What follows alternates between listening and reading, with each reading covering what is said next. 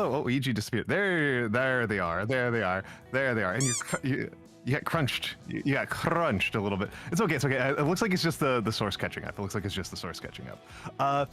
Oh. Hello. Very tiny. The tiny shroom. The tiny shroom. Again, I am. Be grateful that we are not insisting on. Oh, EG muted. Oh, you were coming through just fine before. No, you're coming through on my side.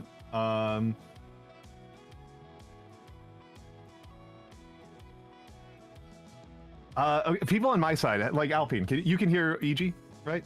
Like this. Because OBS says that now? EG is transmitting and actually quite loud. How about now? Am I here now? Okay. Yeah, you're muted on your own side. You muted yourself. I didn't. Do you know what it was? Do you know what it was? It was that thing where my computer switched its default microphone that we discovered earlier when I called you, and it disconnected it in Discord. It did it in here too. It changed the default mic. Nice. Yippee! Nice. All right. Excellent. Something is. Wow. I don't know what has happened here, but something special is happening to you on my side. Oh, I am invincible actually right now is what has happened. I am impervious to all damage. Okay, excellent. They're just making me oscillate colors. All of my redeems will come through to you. I appreciate that. Mine should come to you too as well. You should see my redeems. Yay. Mythic Shogun has not seen me be truly wide. So there is a redeem that makes me considerably wider. Can we get wider? Can we get wider in proportion to me being shorter? Can we get the ultimate of horrendous proportional alignment here right now? Yeah, let's see if somebody's willing to somebody's willing to do it. There we go. Yep. There we go. Now I'm proportionally speaking wider. Are you? Wait, hang on. Does. I'm finding out how bad the lag is. Mayhaps you have not widened for me yet. You've not changed. I should have. Oh wait, no, that's because on the. Oh no, it's not on the VTS side. It's on the OBS side, so you won't see it. Dang it, you have to look at my side to see it. Betrayed. How could you? Oh no, it's on my side. Crazy. I'm sorry. Can I proportionally edit your source and make it wider forcibly? That's so evil. Yeah, you could. I mean, this is I've actually generally enjoyed that it's since it's an OBS side thing. And I'm sock. Since it's an OBS side thing, that means that like people can't defend themselves inside VTS when they're doing VTS side collabs. Like they are not protected. They are not protected from it. This is good enough. I'll take this as a consolation prize. yeah, you are protected because you're not inside your separate source. You are not getting shortened. Hee hee, hoo hoo. I could do it though. I could do it. This is a source filter. It's a source filter, so I can just change the source filter to. Oh wait, it's going to. No, don't do it to me too. I'm already short enough as is. We don't need this. Also, we didn't introduce each other. We did not introduce ourselves or each other at all. We did false. not. We did not. Yeah. We've been. I've already been socked. I've already been socked and shortened, and your people have no idea who I am. Yeah, who are you? Who am I? Who are you? Do you exist? Are you real?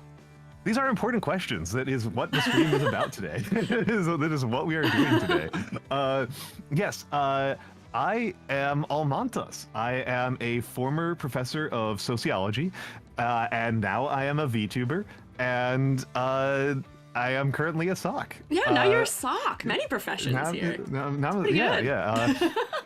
I do lots of calligraphy streams. That's a lot of what I do. I do calligraphy streams, and I play games that have social commentary, and I occasionally do lectures. I've got a lecture in the works for gender in the Bronze Age. Ooh, intriguing. Gender in the Bronze Age. Okay, that by itself might be intriguing enough for you for a topic, but we're going to be doing a different topic today. Man, I was saying I got thoughts about that probably, but I'm sure you do. It would be hard not to some extent. Yeah. But yes, so. Me. Yes. Me. I'm Squiiji. Hi. I'm a freelance artist fungi. I am also an art educator. And right now, I guess I'm here. I'm also short. I don't have another cool occupation though. I'm winter right now. Oh, I'm in the wrong background. We're hanging out on a summer day for some reason on mine. There we go. I gotta stick you. Yeah, you're just on the frigid, mushroom. frosty cold. There we go. Nope. No warmth for you. Frigid cold. You're at least dressed appropriately for it. Yeah, I'm at least dressed appropriately. I am not dressed appropriately for summer at all.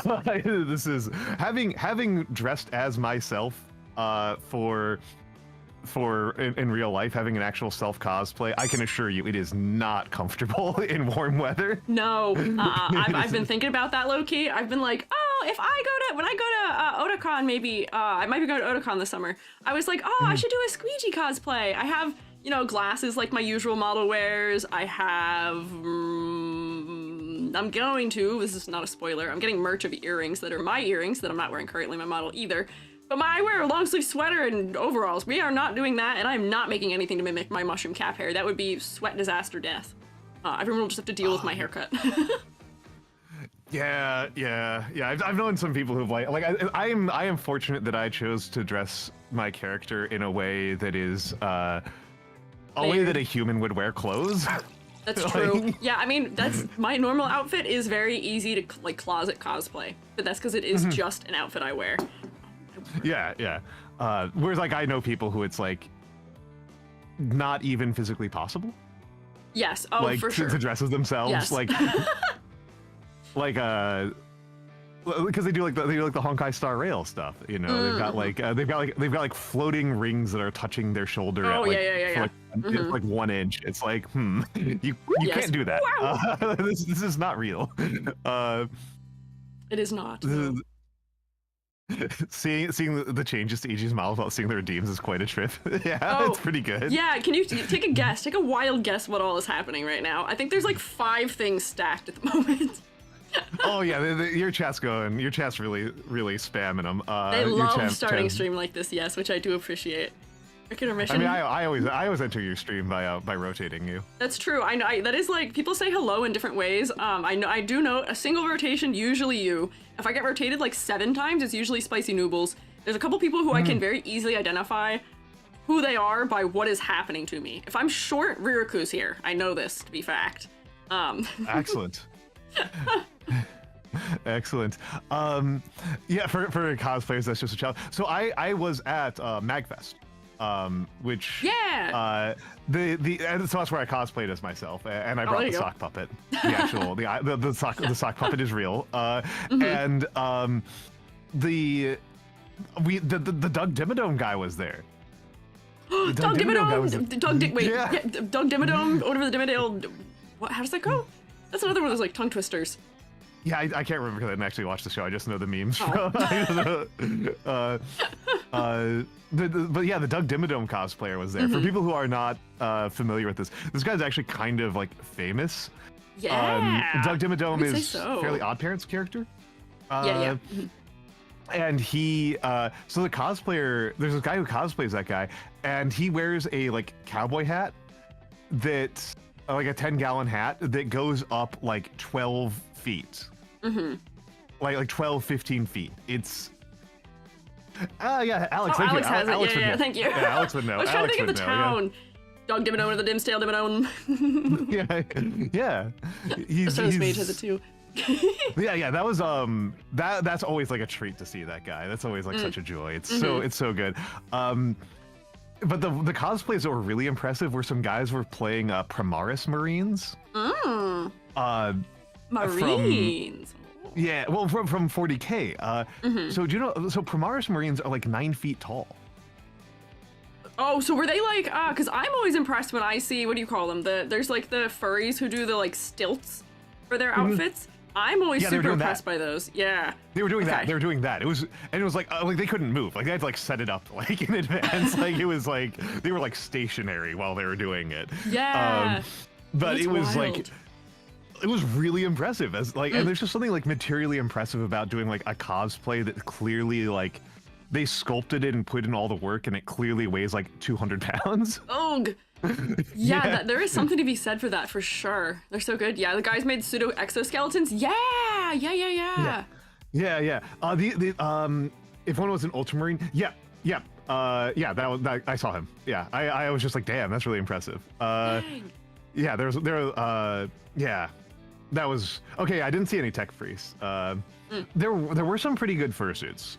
Those are so expensive though. Like holy crap! Yeah. Like having learned, like oh my god, that's such like an interesting little like sub industry of the world. Yeah. Like, one of my like favorite debates that I had in my master's program was there's a lot of weird opinions about what is and isn't art, which does relate to some of the topics I was going to talk about today. But yeah, it does. People love to think that like things like there's this different line between what people consider craft versus fine art, and they say craft with this like evil in their heart. Yes. But the craft is a word historically used to put women down, unfortunately. Things that are considered unserious were called crafts, which is totally useless as a word. I think we should stop doing that. But everyone was like, I brought up, because a lot of my students were furries, I was like, oh, well, fursuits are definitely an art. There is an art to them. There's so much technical intent that goes into them. They are subservient to all the same rules and elements and principles as any other art is. And they're a labor of love. And every single person in my master's program was like, what is wrong with you? I was like, nothing. Minty Dragonfire, thank you for the follow. And it's also that does remind me that there is a there was a political movement in the 19th century in the United Kingdom called the Arts and Crafts movement. Yes. That was like a socialist and somewhat feminist movement around mostly around trying to get away from like mass-produced goods and trying to de-alienate labor in a direct fashion. But it's yeah, but yeah, there's definitely that element. You're right that like there's this like oh like men are artists. Hello, Sideri. Of course, Sideri knows. Of course, Sideri knows.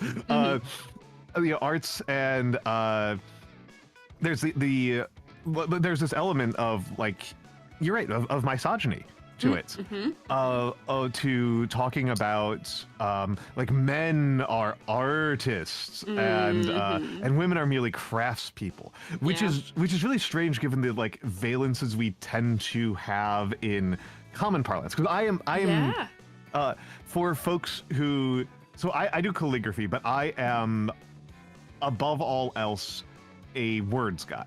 I am not a like visual arts person. Like me and EG like we have a lot of common background. We actually like have a lot of shared background in our educations, but like we diverge very significantly on this point. Yes. And where like I am like so visually ignorant. I'm so visually ignorant, and I write so much. I write so fucking much. I get published like 5-6 times a year. I write so damn much. Wow. Dang, that's pretty good. Yeah. Dang, prolific. I get published quite a bit, and I find writing lots to be easy. And the talking so seriously being a sock. Well, not any longer. Yeah, Alex kind of hits it. Like we've gotten used to this concept, the term craftsman, when we're talking about like stonemasons and blacksmiths and like these like and like woodworkers, these very masculine things.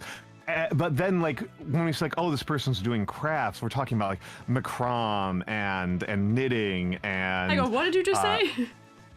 Macrame?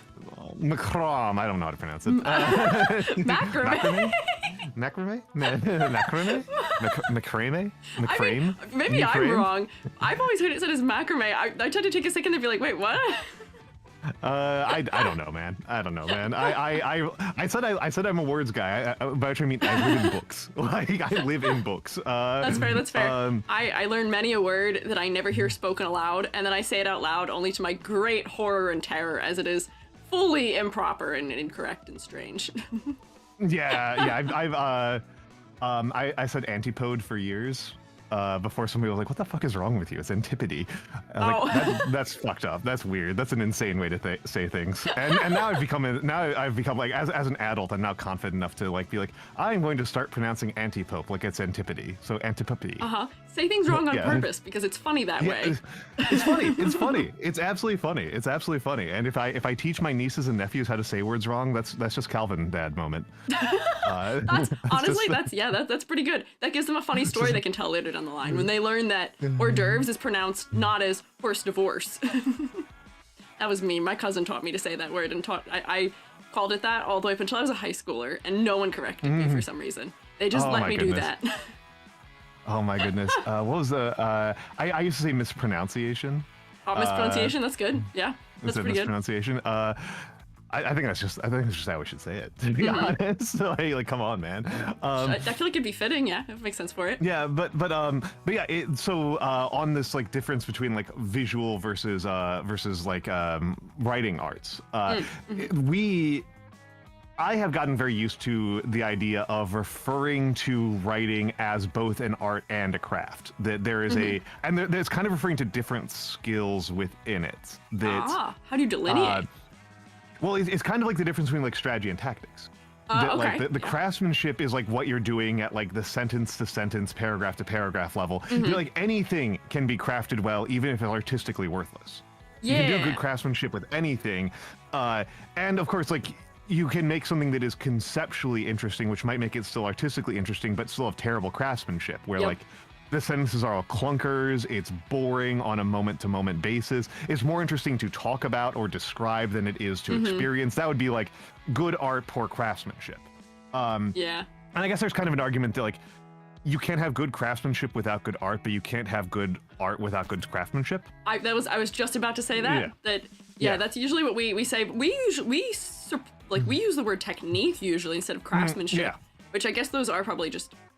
We also say technique a lot, but it's either way. No small part. It was Le Guin was a person who was her writing advice book is steering the craft, where she's kind of alternating between like craft as in like craftsmanship and craft as in like a boat, in her metaphor.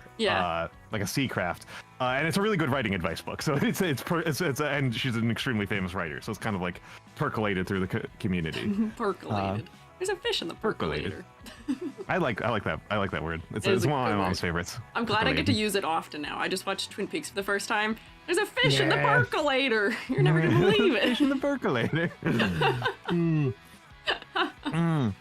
But yeah, so we're talking about language use, and that's actually surprisingly relevant to the actual topic. Yeah, it's a good tangent. It's surprisingly relevant to the core topic. Yeah. So if I may get us started here. Yeah, go for it. You may, absolutely. And by me getting us started, I mean lobbing this right at your face. Yeah, go for it. I'm ready to catch. You came to me several weeks ago with I'm having a crisis, an ontological crisis. I did can say you help something me like talk that. about ontology? Oh, you're on ad break. Crap. No! This is one of those things. Oh crap! This is one of those things I meant to discuss with you before we got started. Was like I can go on to. I'm usually on pre-roll, but I could go on to mid-roll while we're together. So we time our ad breaks to get. I mean, that's fair. I didn't realize that it doesn't time them together. That seems like the dumbest thing for if we're gonna combine our chats. Okay, hold on. We're going to manually do this. We're going to do this manually. Okay, manual. Switch into manual. I'm breaking into my ads manager is on 3 minutes per hour. You're on 90 seconds every 30 minutes. Whatever the bare minimum it is that makes me not have pre-roll. Yes. But like, how often are they? They're every 90 minutes. It looks like it's 1.5 ad breaks. I don't remember. I don't touch this very often. Probably. I think so. That sounds right. Okay, mine's going to start. I'm going to run it right now. Whoa, ads be upon me. It does say that yours are 90 seconds. Okay. So that would mean every 30 minutes. Okay. Works out. Twitch's making odd decisions for us. Hang on. We'll try that. We'll try that segue. We are. So we will actually just talk about the most boring side of this, which is it's good to see that Kara and Arosa are already our. And I'm actually Arosa. I didn't know that you watched me because I watch your stuff sometimes. Oh, I didn't know meeting of the worlds. Yeah. I was like, but no. Me and EG have we've collabed together before. Last year we did a talk about our archaeology and Outer Wilds, and you made a phenomenal fan art of me. It's so good. It's so good. Let me see if I can pull it up in a quick fashion. I'm going to add a source. If you just drag and drop it, if you have it saved somewhere, it should just put it right in. I think it'll actually just be faster for me to find it this way than to go through Explorer directly. Is the thing? Because you know how slow Explorer is. Is it? It is? Question mark? On Windows 11, it's so slow. Oh, I refuse to use Windows 11. I will not. It's bad. It's bad. It seems terrible. It's bad. I don't recommend. I am really looking forward to being able to fix my Linux machine and go back to Linux. I can't even upgrade to Windows 11. My motherboard won't do it. So I'm like, that's fine. Support will end, and I don't know what I'll do at that point. Probably have security nightmares, but I'm not it's okay. Windows 11 is a security nightmare intrinsically. Oh, great! Fantastic. Yeah. So EG made this fan art of me. I'm trying to pull it. You were faster, but mostly because I forgot what I was doing. Where was I doing this? Hang on. Here. Nope. I forget what the heck folder I had it saved in. Here. There we go. Yoink. Put the transparent one in here. Bonk. Here's Almantas. Yeah. I drew Almantas as a Nomai from Outer Wilds a while ago. Look at that resemblance. I love it. I love it, to be honest. Like I find the Nomai so charming. Yeah, they're so endearing. I love them. They're so endearing. Like, even the ones who are mean, like even the ones who like hate each other are like, oh, they're just so curious. They're just so curious. And I feel like curiosity is like such an important trait to have. Well, and just like it's so important for just like survival and for like living a decent life. Like it's, I think it's so intrinsic to us as humans. I think it's like when I think about what we are, what it is to live in the world, I think curiosity is really important. Yeah, I agree. But Windows 11 is a security nightmare intrinsically. it's dreadful. It's dreadful. Okay, my ads have abated now, so now we're both out of ad jail. I'll pay attention when your ads are starting, and then I'll hit. Oh, my ad manager runs 3 minutes of ads. That's why it was longer. I was like, why the hell? It did it all at once. Well, that's how I always have it. That's how I had it set up beforehand. I don't need to view the tutorial. I see. I'm popping out my ad. Anyway, so EG came to me a while ago and said, I am having a crisis of ontology. Like, what is real? I think my direct message to you was, I said, you look like someone who has thoughts about, you seem like someone who has thoughts about ontology. Help.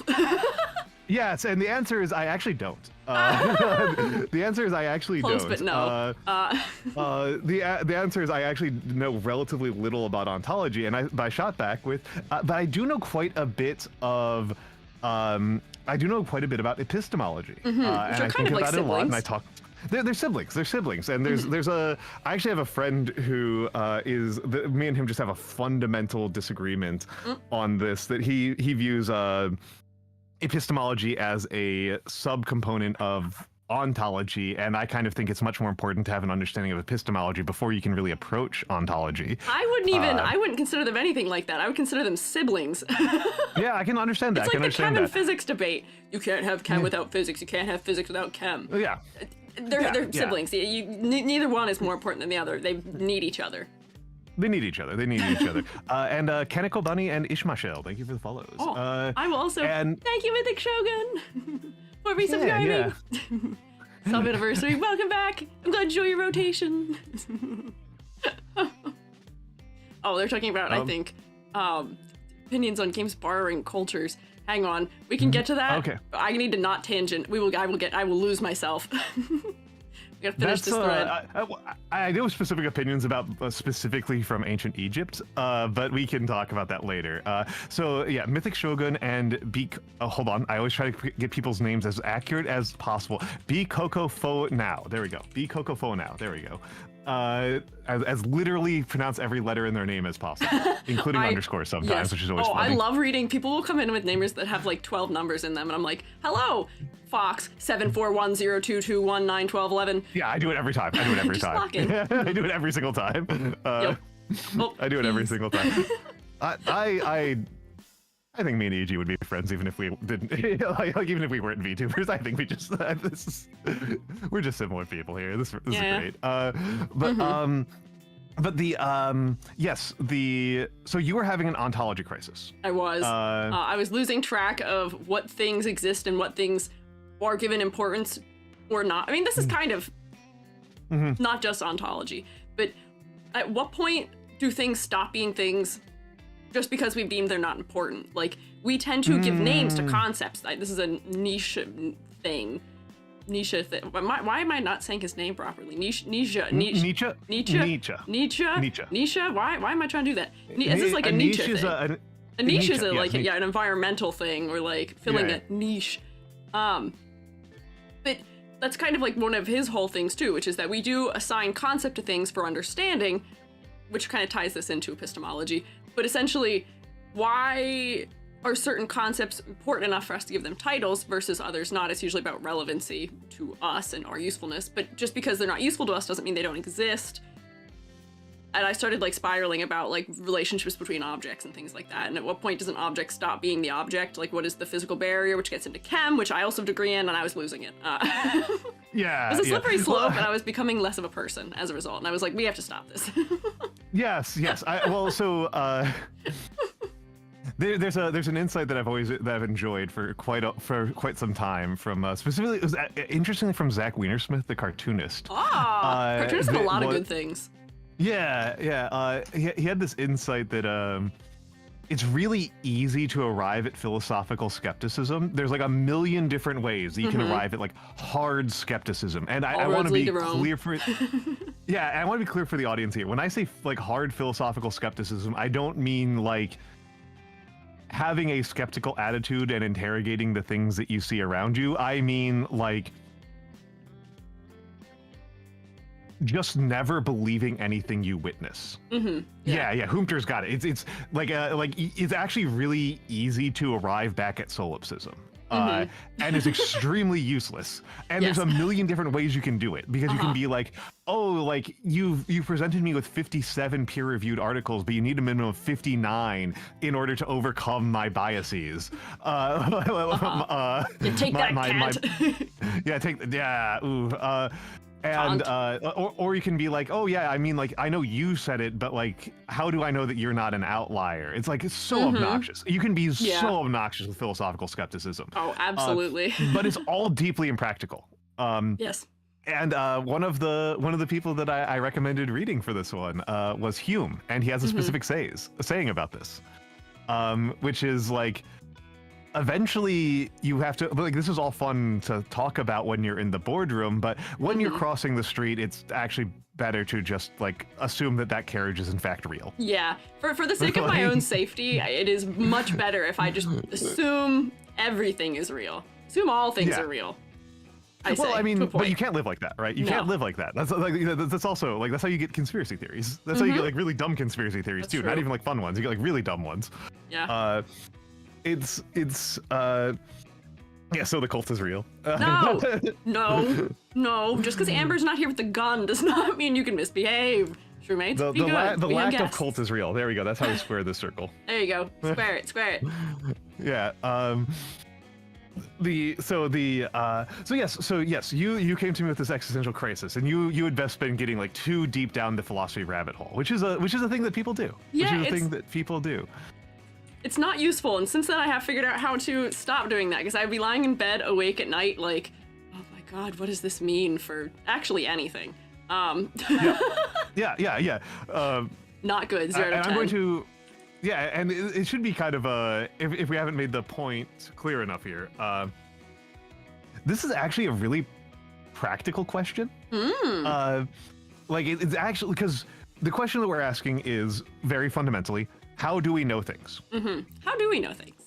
How do we know that we know things? That's the gist of it.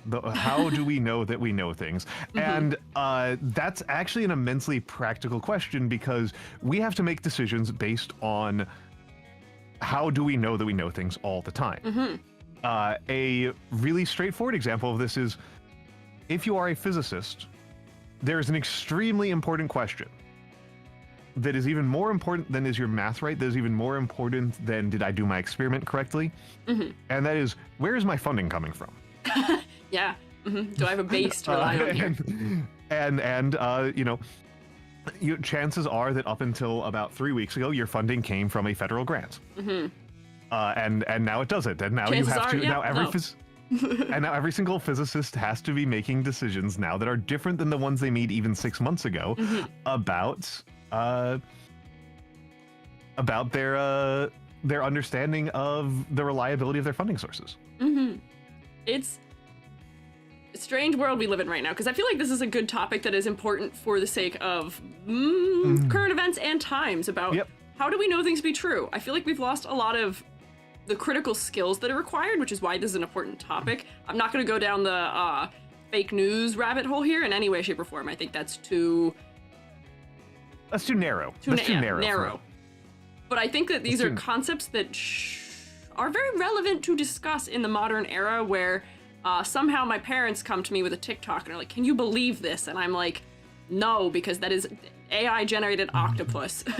Well, yeah, I can't. That is actually. That is very unlikely. And so we're faced with this big question, right? And you don't get away from it, right? Like, you don't actually get away from it. Well, and just some goblins proposed has I don't know if they did this on purpose, but they might have intentionally been leading us to the starting discussion point, the original discussion point, the point that you made art about. Quote, I say observation would be a sound and concise answer. I also say so, because that's what we use in art. But yeah, that's what we use in art. However, but Descartes would disagree. Yes, he would. We're very Cartesian in art. Yeah, you're very Cartesian in art, and Descartes would not agree that observation is the source of knowledge. He would not say that observation is something that you can rely on. No. He does not think that is a sound or concise answer. He thinks that that is a dodge. He thinks that's an evasion. What about dreams? Have we considered dreams in the spectrum here, says Descartes. Yeah, have we considered dreams? Have we considered lying? Right? That's true. Have we considered the evil demon who lives behind me and looks at Almantas? You're not the evil demon, but... I am shielding you from the evil demon based on the way that we've both composed, based on the way we've composed our shots on both sides. Thank you, shielding me from the evils. Yeah, shielding you from the evils.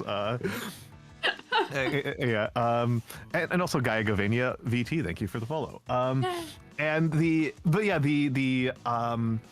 We are faced with this, right? We are faced with this on a regular basis because it's one of those things that I like to talk about constantly. I talk about this constantly, that it turns out that lying is just a really effective strategy. Like it turns out you can actually like as a society, as humans, I am not myself a particularly effective liar. I am a person who's gullible, so I have to be aware that other people are more effective liars than me. Yeah. Man, just like me for real. Yeah. I get made fun of because I'm so ungodly bad at lying. Call the neurodivergence maybe. I'm A, incapable of doing it half the time. B, so badly obvious that I'm trying to do it. And then I cannot maintain lies for other people either, so you just don't tell me things. Yeah, I definitely have told people, like, please don't tell me these things. Don't give me surprise news, because if somebody mentions it somewhere, I'm gonna sit there and I'm gonna be like, trying everything I can to not be like, that's not true, or that is happening. No, we're just gonna say nothing, but I'm gonna look really guilty as a result. Yeah, yeah. Director Nemo, by the way, also has a sociology background. Oh, so nice. Yeah, okay. he's not coming from nowhere by saying that lying is mega OP. It really is. It's really and like it's something like I talk about when like talking like sci-fi world building, and for example, is like if you have detection systems, there's going to be stealth systems, because every detector has a method of defeat. If you know how to make a detector, which includes like reading a person's face to tell, like if somebody knows how the detector works, they know how to deceive it. There's a very famous one from Chinese military history, from the 31 stratagems, where how do you know how big an army is? There's a very good method for knowing how big an army is, which is how many campfires can you see? Ah, okay, yeah, that makes sense. Because like you need one campfire for every between like 4 to 10 people for them to cook food. Yeah. So if you see like such and such a number of campfires, you know that the army is like within an order of magnitude size. And so there's this one famous military story where a general had his men light like way more fires than he had troops for. And this caused the opposing army to delay on attacking him until his own reinforcements showed up. Oh, see, that was good. That was smart. That makes me think of, was it a World War II strategy where people were inflating fake planes on runways to throw off intelligence? Yep. Yeah, I don't remember that fully. Fake planes. You tell size are based on the number next to the little guy on the map. I mean, this is one of the reasons why I feel like a lot of video games give you like video games remove a lot of verbs from actual military history by being too gamey. They give you less options than reality would give you. But it's but yeah, like any detection is going to have a corresponding form of deception, and so Descartes would say that you cannot rely on your observation. No, which is not good. Not good for me. Not good for the arts. That's bad. That's bad for the arts. It's very bad, and it's But he's not fully wrong, at least, either, which is also. Well, it does. Well, it also I think it would also depend on where you want to go with your art, because he does propose a form of recoverable knowledge, right? Like Descartes is not proposing like, oh, you just like can't know anything. That is not at all what he is saying. He is saying that you can know things via logic. That logic is like inassailable by your observations. Yeah, this is his, what is the wax theorem? What is that thing called? The wax theorem, where because we have the power of intelligence and knowledge, we can visually, just because we can visually observe the fact that a candle is wax and then it's melted does not mean that without, I'm not phrasing this correctly, if we did not have intellect, we would not be able to connect the dots between candle that is physical in a solid form and is wax is the same thing as it is in its fully melted and liquefied form. We need intelligence to understand that those two things are one and the same in different states, that they are transmutations of each other. And that is why we can't rely just on observation. We have to do a lot of dot connecting ourselves in our minds. So we get into just the intellect end of the defense as to why there is more to it than just observation, and it can't just be observation, I guess. I say. Yeah. I have a surface understanding of many of these things. I have approximate knowledge of many things. Oh, yeah. Oh, that's what I want. Exactly. I have approximate knowledge of that quote as well. Yeah, well, you know, Descartes is proposing that there's no possible way to deceive logic, right? Which is, it must be said, a contestable point. It is. That is contestable. That is a contestable point. That there might not be ways to deceive logic itself, but you can absolutely get people to accept shoddy logical arguments. Yes, you can. And if you hang out with a math department, you will encounter people who have like actual good understandings of logic, and it's actually upsetting. It's actually really upsetting. Have you had to take logic and math before? I had to take it when I was in college. Yeah, I did. I took it a long time ago. It's a lot. It is a lot, but it was very enlightening. It felt eye-opening. It's one of those things where you don't know how much things. People complain. They're like, "What do you need weird math for in life?" I needed weird logic so that I can know when I'm being misled or when things don't add up or when there's circular arguments or things like that happening. It helped my writing a lot, honestly, to do that, especially like for argumentative writing. Weirdly, calculus helped me. A lot as with like history writing. Like it was like very strange how that worked out. No, I feel you. And it's but it's it's honestly kind of it's actually really upsetting. Like that the part that is awful with understanding logic, like when you start understanding the higher level stuff, is that 1 + 1 = 2 is actually really hard to prove. Yes. It's awful. It's an awful piece of knowledge to have. Like it just sucks. Have you seen the mathematic paradox of the piece of chocolate? No, tell me. There's a mathematical paradox which was very popular on Tumblr once upon a time, which is that. Okay, yeah. Which should tell you a little bit about it, but essentially, if you cut a chocolate bar a specific way, visually, theoretically, you can remove a chunk of it. I should get the GIF. I should pull up the GIF somewhere so you can see what I'm talking about. But yeah, the Tumblr chocolate bar, where theoretically, visually, this is one of those things where observation does not equal truth. We're observing them doing it, and it looks real, but mathematicians can prove to you why our eyes are lying to us in this. Let me find it. Okay. While they're looking that up. Sorry, my typing is so loud. It's fine. Oh, just Googling Tumblr chocolate bar did not work. I am not surprised. Yeah, I was a non-Tumblr user. I was. I can't say raised. I was not a child. But I'm deeply steeped in Tumblr knowledge here. I've sent it to you. I will stick it in the chat so people can look at it there, because I don't know how to get a GIF to work visibly on my stream. See if I can do it. Oh, okay, yeah. So, yep. I see what they're doing here. Yeah, this is cute. This is cute. So we can see a visual example of it. We can see that visually it makes sense. Our observation of those chocolate bars is that a square is being removed, and because of those diagonal cuts, we're able to slide things along the side without anything changing in size, and somehow we're ending up with the same size of chocolate bar. This is my visual analysis for people who can't see it. How does that work? Well, the answer is it doesn't. The answer is that we're being fooled by our eyes, essentially. There's actually more at play here than we can see. That angle is not what it looks like. It's being misinterpreted as a result. There's a really interesting math breakdown as to how it actually works that somebody did, I saw on TikTok, I think. But this is cool. This is very cool. It's good to just stare at it forever. But in defense of Descartes, I present you chocolate bar. He's right. Really simpler chocolate. Yeah. Yeah. Yeah, well, and I mean, this gets to a point that I like to make about art all the time, which is that art is by default deep. It is actually hard for somebody to actually create completely shallow, stupid art.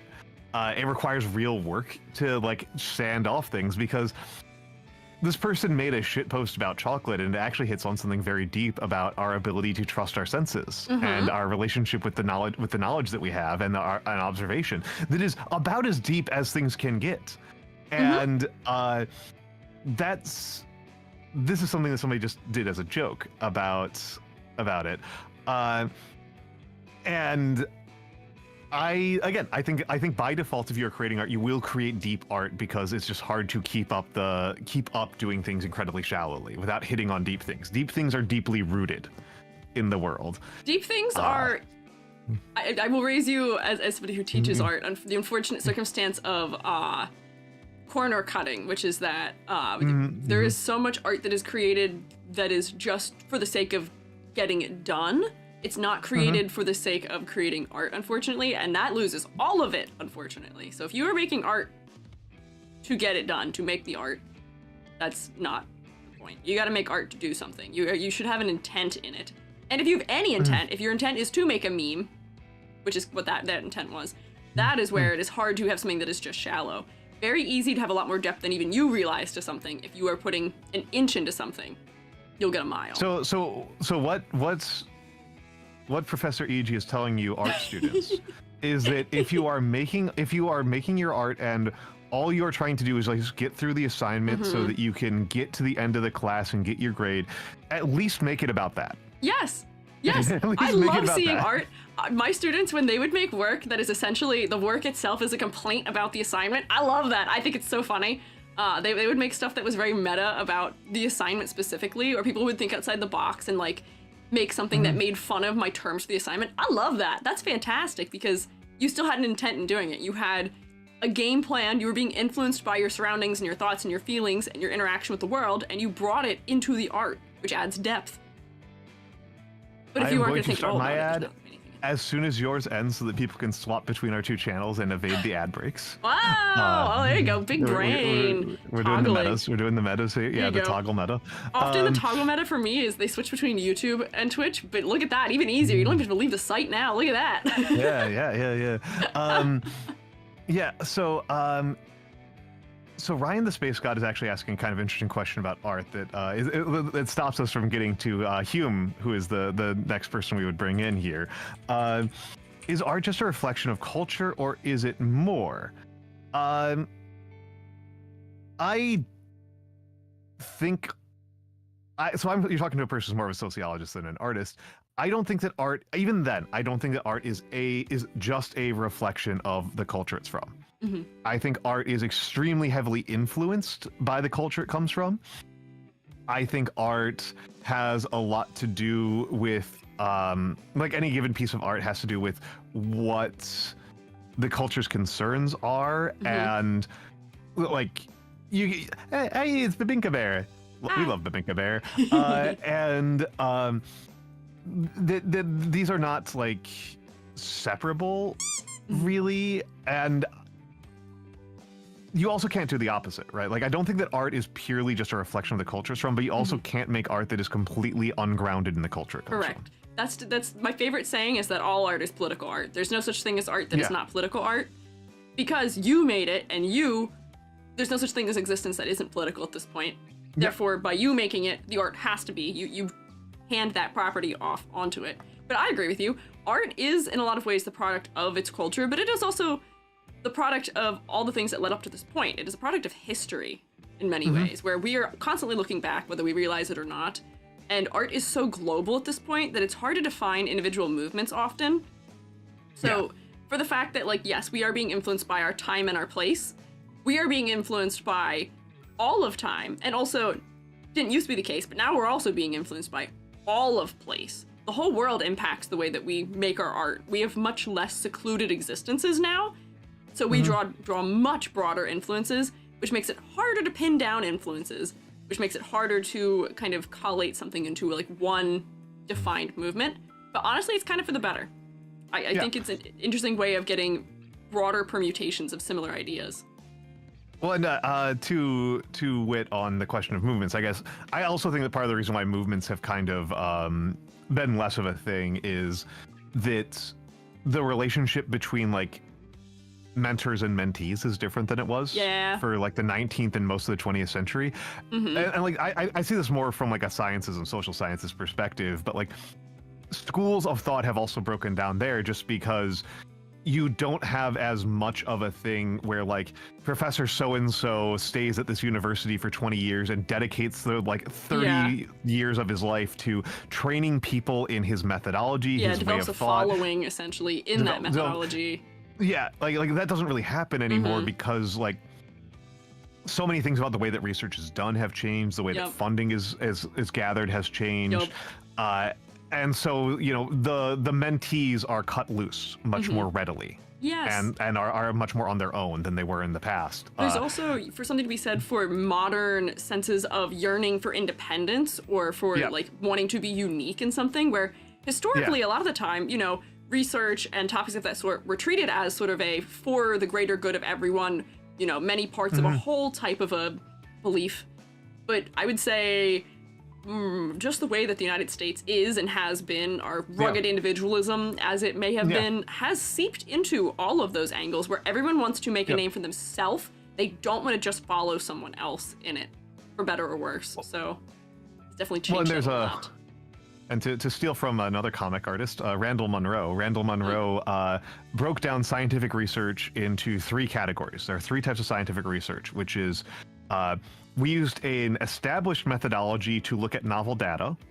We used a novel methodology to look at standard data. And here's a catalog of every tree. Yep, every single one, all of them. That's all. We made a map of all of the trees in America. Like those are the three types of research. We took an existing methodology and we used it in a new place, or we developed a new methodology and we used it on stuff that we've already looked at before just to see what happens, or catalog. And I don't think catalog is much of a thing in the arts, but my kind of understanding from having known a couple of artists, not nearly as well as I think you have. I do have a couple of artists in my life, but not, I think, as deeply as you do. It does seem like every single artist has a lot of impetus in their career to establish a unique voice. Yes, that is something that I think is almost given too much of an importance, where we see it trickling down into younger generations now as the constant yearning to find your style, find what your art style is. And that is to say that people also try and claim that they own an art style or a way of working, which are very new things to be occurring in like just like art culture. And I think there's too much focus given to something like that, where, you know, we can all find a way to have our own unique voice, but there's a nuance that you have just as a person that will add something new to any conversation, as long as you are not intentionally copying someone. So I think we have, as a society, overinflated the need to make things unique and clearly cut that I am different. But it exists because of sensationalism, where, you know, if you're going to become a popular fine artist these days, you have to do something that the curators have never seen before, that totally wows them or shocks them. And that's not easy to do when you're competing against the world. It's not easy to do when you're competing against the world. It's an interesting thing when you're like distant from a given art form. Like if you're really in depth with a given art form, you can look at people and like see the differences that are very subtle that would distinguish somebody's style and distinguish somebody's way of doing things. But if you're not very familiar with it, and like every single and like there are no established schools, it all just kind of looks like porridge. Yeah. Right? It's like you kind of do know that every grain of rice in your bowl of rice is actually a different grain of rice, but like unless you're really invested in the differences between individual grains of rice, it all just looks like rice. Yeah. And so like this is definitely a thing that happens when I'm looking at an art form that I'm not super familiar with. You know, I have a bit of a sound processing disorder, so like music is particularly vulnerable. Like music is particularly vulnerable to this, where I'm like, oh, all this like this entire genre just sounds like the same song over and over again. What even is a genre? Help! Yeah. And having come from the metal side of things, oh my god, those guys argue about it so much. Oh, they do. Love arguing about genre so much. I try so hard not to touch it, but like, it's like, what is nu metal? What is metalcore? There's like 400 different terms for things. I don't know where any of those lines lay. Therefore, I refuse to use any of them. I will just tell people the band I like. And sometimes that's not good either. Oh my god. Yeah. Sometimes it like. Yeah, I like In Flames, but In Flames has like two entirely different eras that are extremely like not similar. Yep, nope. Yeah, we haven't even gotten to point number 2 on our very broad overview of how do we know things. So Descartes says, how do we know things? Descartes says that we know things because there's a chain of logic, right? We can establish a chain of logic, even if we have no experiences. We can look inside our minds and we can establish how logic operates and blah, blah, blah. And then he does a a thing that I always found really unimpressive and he thought was really important, but I think a lot of other people have been unimpressed with over the years of, because this logic works, that means that God is real and God wouldn't deceive us, therefore the external world exists. Therefore God will not lie to us. He is kind. I believe him, I trust him. God is both kind and truthful. Yes. Which is a contentious point in and of itself already. Yes, like, even if you talk, even in religious spheres, that can be a contentious point already. Yeah. And so, I'm not even sure it works inside the Bible. I feel like the Book of Job falls apart on contact with Descartes. Yes. Descartes makes a lot of people mad, Ryan the Space God. I just a total aside here. I'm vegan. I've been vegan for like 15 years. Descartes was like a huge anti-animal rights guy. Yeah. Like there was an animal rights movement at the time, and he was Descartes was very big, was like the proponent of the idea that animals don't actually experience pain. When like a dog. Yeah, he doesn't. He didn't fully believe in sentience for them. I believe was part of it. No, only humans. Only humans have sapience. Yeah. Only humans are sentient. So like if a dog is if a dog is exhibiting pain behavior, as my philosophy professor liked to say it, that's actually just mechanical operations. Yeah. Like there's no actual pain happening there. That's just. These are just automatons that happen to be meat-shaped. Yeah, that is very Catholic of him, because it was only recently even that the Catholic Church has decided, animals can have souls and are real and are allowed to do things like go to heaven, which like, that was like, that's a Pope Francis change, I believe. Like that's a within the last 4 years change. That's insanity, and like that's even like that change was made and it was not recognized. All of the like factions are like, we don't know about that one, man. I don't know about that. Well, I mean, it's because there's like a big difference. Well, there's also like a big gap between like animals don't have immortal souls. Like that's actually like kind of important, like to a lot of Catholics. It's like animals don't have immortal souls. That's kind of important to. Yes. I grew up Catholic, so Me too. So I was steeped in this. And then like there's a big gap between that and like. Animals don't feel pain. Like there's no necessity that something feels like the only things that have immortal souls can feel pain. That is not a Catholic. Catholics do not. That was not a Catholic belief, as far as I know. But no, Descartes was very much doing the dominion. Like humans have total dominion over nature. Yeah. Kind of thing. Because he was a modernist, right? That's a modern Enlightenment thought, and he was like one of the big builders of that. But yeah, like it has given me the impression of Descartes as a bit of a blood drunk psycho, which did I run my ads? I didn't actually. I don't think I actually ran my ads. I'm gonna hit that now. So folks, go watch me over on EG. I should have said that before I hit the ad button. That's okay. If you say your chat has alerted them that things are, whoa, ads be upon ye. Yeah. And I actually like this tech. This is like we've got like a little mini game. We got a little mini game inside of that we've. I like this. I'm now into this. Yeah. I am now into this. This is selling me again on mid-rolls. I've been off mid-rolls for a while, but for collabs, I like this. Yeah. But yeah, so our next big guy is Hume. Hume, who is actually a big guy. Hume's huge. Hume's Scottish. Hume is Scottish, and he was friends with a friend of the show, Adam Smith, friend of economists everywhere, and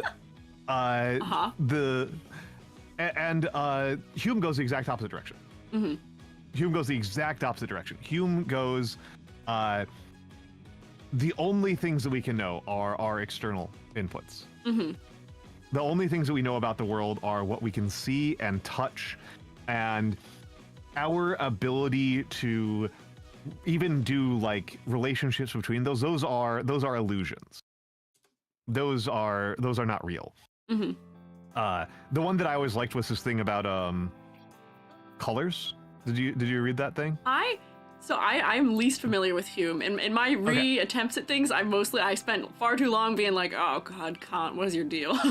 Kant is so frustrating. What is your deal, man? Extraordinarily frustrating. And then I was like, oh wait, hang on, there were more fellas here for me to refresh. What is this thing on colors? I probably know it, but I can't. I don't know it off the top of my head. It'll be less coherent to us in the world of digital colors. It probably made a lot more sense in a world where you had to rely on pigments to explain colors. To see colors. If you wanted to see a color, like you had to find something that was that color. You couldn't just use a computer to make colors. Yes. So his thing was like, so you've got one shade of blue, right? And then you've got a darker shade of blue. You can use your imagination to imagine a shade of blue between those two shades of blue. True. Even if you've never seen it before. This is a relation of ideas. There's no guarantee that shade of blue actually exists anywhere, but you can still imagine. So that's a relationship of ideas. That's a separate type of knowledge from an observation. That was kind of his point, was that like you have relations of ideas and you have actual observations, and those are separate kinds of knowledge. Those are separate ways of relating to the world around you.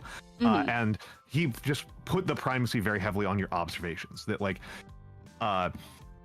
without your observations, you have nothing. You are nothing. If you took away all of your sense experiences from the world, if you took away all of the sense experiences from your mind, you would not even have an immortal soul. You would just have nothing. There just wouldn't be anything you could coherently talk about. That when Descartes says like, oh, I can take away all of my sense knowledge, all of my memory, all of this stuff, and instead I will only use logic and reason, Hume would say you can't even do that. You wouldn't even have the experiences necessary to come up with logic. Yeah, I agree with that. We're back. Hume's back in the realm of people who give me framework for why art works, it functions. I will say I am much more sympathetic to Hume in a lot of ways than I am to any of the other major characters in this. I find Hume's arguments pretty solid. I tend to find Hume pretty convincing. I don't know how much of it is colored by the fact that from everything I've learned, like, of philosophers to actually hang out with, he would actually be one of the best ones to hang out with. Apparently, like, just a chill guy. fun dude, a chill fun dude yeah. who liked to go on walks on the Scottish heath and drink lots of beer and like he's just like a and like didn't Tinder really take himself too seriously. yeah, like it didn't really take himself too seriously. Like it's compared to a lot of these other guys.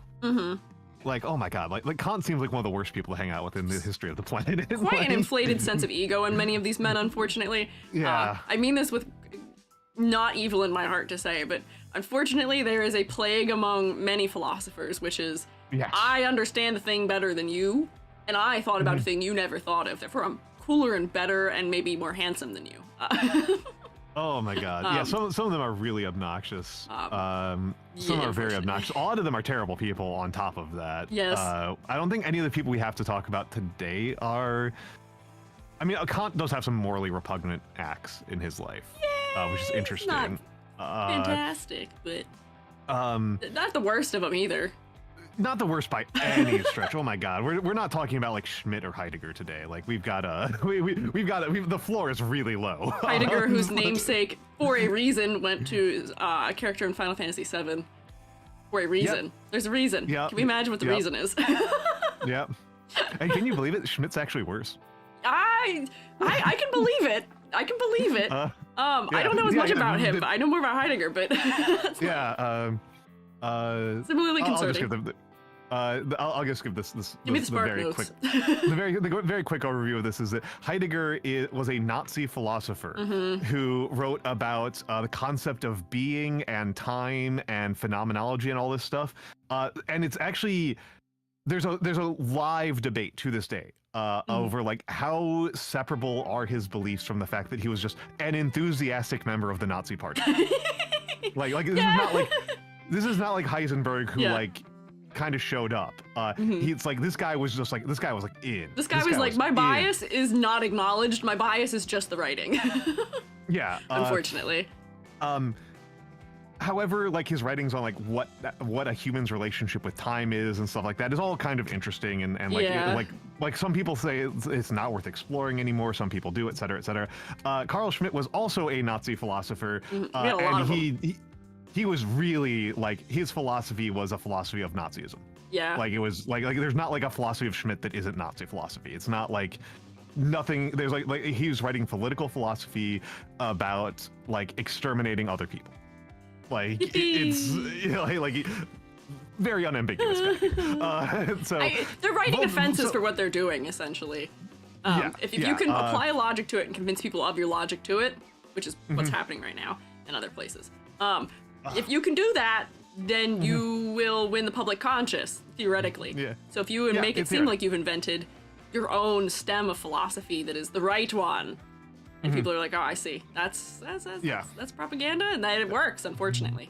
Unfortunately, yeah. Well, I mean, it's a good line of thinking that like when you're looking at somebody's philosophy, you also have to ask yourself about their premises and not just their conclusions. Yeah, you got to figure out how they got to those things they're considering in the first place sometimes. Break them down a little bit. And in general, I always like to warn people that if a philosopher is like affirming things you already wanted to believe a lot, that's when you have to be the most cautious. Yes. Like that's when they're telling you self-flattering things. Those are the people to really look out for. Yeah, you should challenge your beliefs often. It's like max skepticism. That's a thing you should do. It's good for health. Yeah, there's a point of self-flattery where it's like, oh, this person's trying to like get something from me. Yes. Like you should really be on your guard about. They're luring you in. Fellow gullible person revealing the secret of how you survive in this world while being generally pretty gullible. Yeah. So don't let them butter you up. Don't let them butter you up. Don't I see you coming with that butter knife. I'm not letting that near me. I know what you're about. I know how that goes. Yeah. It's not happening. But this is a bit of a divergence. So Hume is making this argument that there's an external reality. There's an external reality, and that's all that's real. And then we can make conclusions about that can tell us other things, but we're limited by what we can observe. And to give a sense of how extreme this gets, did you get to the paradox of induction? Because it's my favorite thing. I have not. Like my favorite thing. Here's the thing. I learned all of these things once upon a time. I did take a philosophy course, and all of it is familiar, but in my review, I was like, all right, I have a feeling we're gonna get stuck. I'm gonna get stuck on a couple of these things, and then I kind of skimmed a couple other things out. That's fair. That's fair. Before I do the paradox of induction, thank you MRG Jesus, Elijah Tucker 110, Grackle Gaming, and Rotar Farts for the follows. Oh, here, wait, I'll rapid fire mine too. Yeah. Aislinn Yuki and Director Nemo, thank you for following. Also, Oddfodge, you subbed a while ago, but thank you. Welcome back. There we go. Yeah, Ryan the Space God. Yeah, you have to make that statement because it's not actually something that you can make philosophies that don't rely on that assumption, and they are still interesting. And in particular, math does not require that reality exists. All of mathematics does not require that. It is not a baseline assumption for mathematics. I love imaginary numbers. I love them. Yeah, I love imaginary numbers. I love transfinites. You know, it's all pretty cool. So the paradox of induction is so inductive logic, right? Induction is something happened this way before, therefore it will happen this way again. Okay. Yes. So I hold a pencil in my hand, and I let go of it, and it falls to the ground and clatters and stuff, right? I've done it, yeah. Yeah, you okay, why did you listen to me? I did just drop it on myself and let it fall to the ground. Yeah, so like before you drop that, you can pick it up again and hold it in your hand, and without dropping, you understand, you believe that when you let go of it, it will fall to the ground. Do I believe in gravity? That's my first question. Okay. Well, actually, no, not even that. You don't even have to believe in gravity. This is less than believing in gravity. That's this true. is even less than that. This is believing that because something happened one way, it will happen the same way again. I believe that because I dropped that pencil and it fell to the floor before, that when I do it a second time, it did also fall again. You believe that because things happened one way in the past, they will continue to happen that way in the future. Okay? Yeah, pattern recognition. Yeah. Alive. No, this is the problem. This is the nightmare. This is actually a nightmare. What is your evidence that the basic pattern recognition will continue to hold into the future? True. What is your evidence that because things like in the past, you have said in the past was a prediction of the future. In the past was a prediction of the future. How do you know that in the future the past will continue to be a prediction of the future?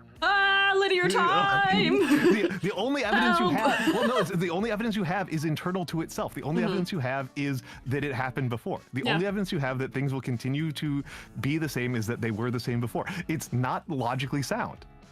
Induction is not logically sound. This sucks. It does suck. It sucks. It's an awful thing to know about the world. It's an awful thing to know about the. It doesn't even require dark matter, Babinka Bear. It could just be anything. It could be anything. It could be like the sun rising, right? It could be any goddamn thing. Could just change. Yeah. The Earth could spawn like we. This is how you develop an anxiety disorder, in case you were wondering. Yes. Yeah. Ryan the Space God understands it. Repeatability has always been repeatable. Wait. Yeah. Unless. I just got here and I'm confused. That's fair, Fishy. Me too. No. So this is why the reason why I bring this up is because we already kind of brought up the fundamental limitation of Descartes, which is that Descartes' ability to say that like I need to check the street before I cross it or else I might get hit by a car and die. Descartes' ability for that to be useful advice rests on God being real and nice and honest. God said if you look both ways, you will be okay. And that is a lot. Yeah, that is a lot to assume. And you know what assumptions make out of you and me. They make something. Absolutely. And so like Hume has gone the exact opposite direction, and he has gone very hard into like the only thing that is real is what we can observe. We cannot rely on our thoughts to guide us. We can only rely on our experiences. All of our thoughts are actually subsets of our experiences. And like that means that only what we are literally seeing right now is things that we can be confident about. And then I've just demonstrated like how this becomes intensely impractical. Intensely impractical. Hume, to his credit, looked at this particular one and he was like, this is a cool thought experiment. I'm not going to live my life as if this was like I'm not gonna change how I live my life based on this. I would advise we all follow that. Yeah. Well, and Selma Shepherd gets into like the thing that all of these guys have been walking past because they're Enlightenment era scholars, which is what if you're just mentally ill? Truth. Descartes Descartes says at some point, he's like, I don't gotta worry about this stuff. I'm not insane. I'm like, my man, I don't know about that. I don't know people you're putting in the category of insane or not. I don't know why you've not placed yourself in that category also, but oh my god, yeah, no, making assumptions about himself also. my mental image of Descartes is always like a guy walking around like elbow deep in pig guts. But like, I picture him staring like he's just a guy just staring straight forward into a fireplace forever and not moving to me. That is him in my mind. He just stares. And glad to be here 100. Deduction is a completely different form of logic. It's a completely different form of concluding things. Inductions and deductions are actually exclusionary. They're not the same. You can do deductions with inductions and do inductions with deductions, but they are actually separate steps and types of logic. But it's so yeah, like his whole point was like the whole point that I was bringing up was like induction is actually like less philosophically sound than we want it to be, which is awful, right? Like that's what we really want. It's frustrating. It's awful. Yeah, Which gets us to the guy I was trying to avoid talking about today. Yippee. Yippee. It's Kant. It's Kant. I had a horrible moment of... I had a moment when I was doing my looking back to be like, all right, EG, re-up your knowledge. Make sure you're at least fresh on most of these concepts. And I did, in fact, discover on my YouTube channel, not my YouTube channel, just like my login that I've had since I was a kid, that I did, in fact, attempt to watch several videos on explaining Kant's, actually several things, several of his writings.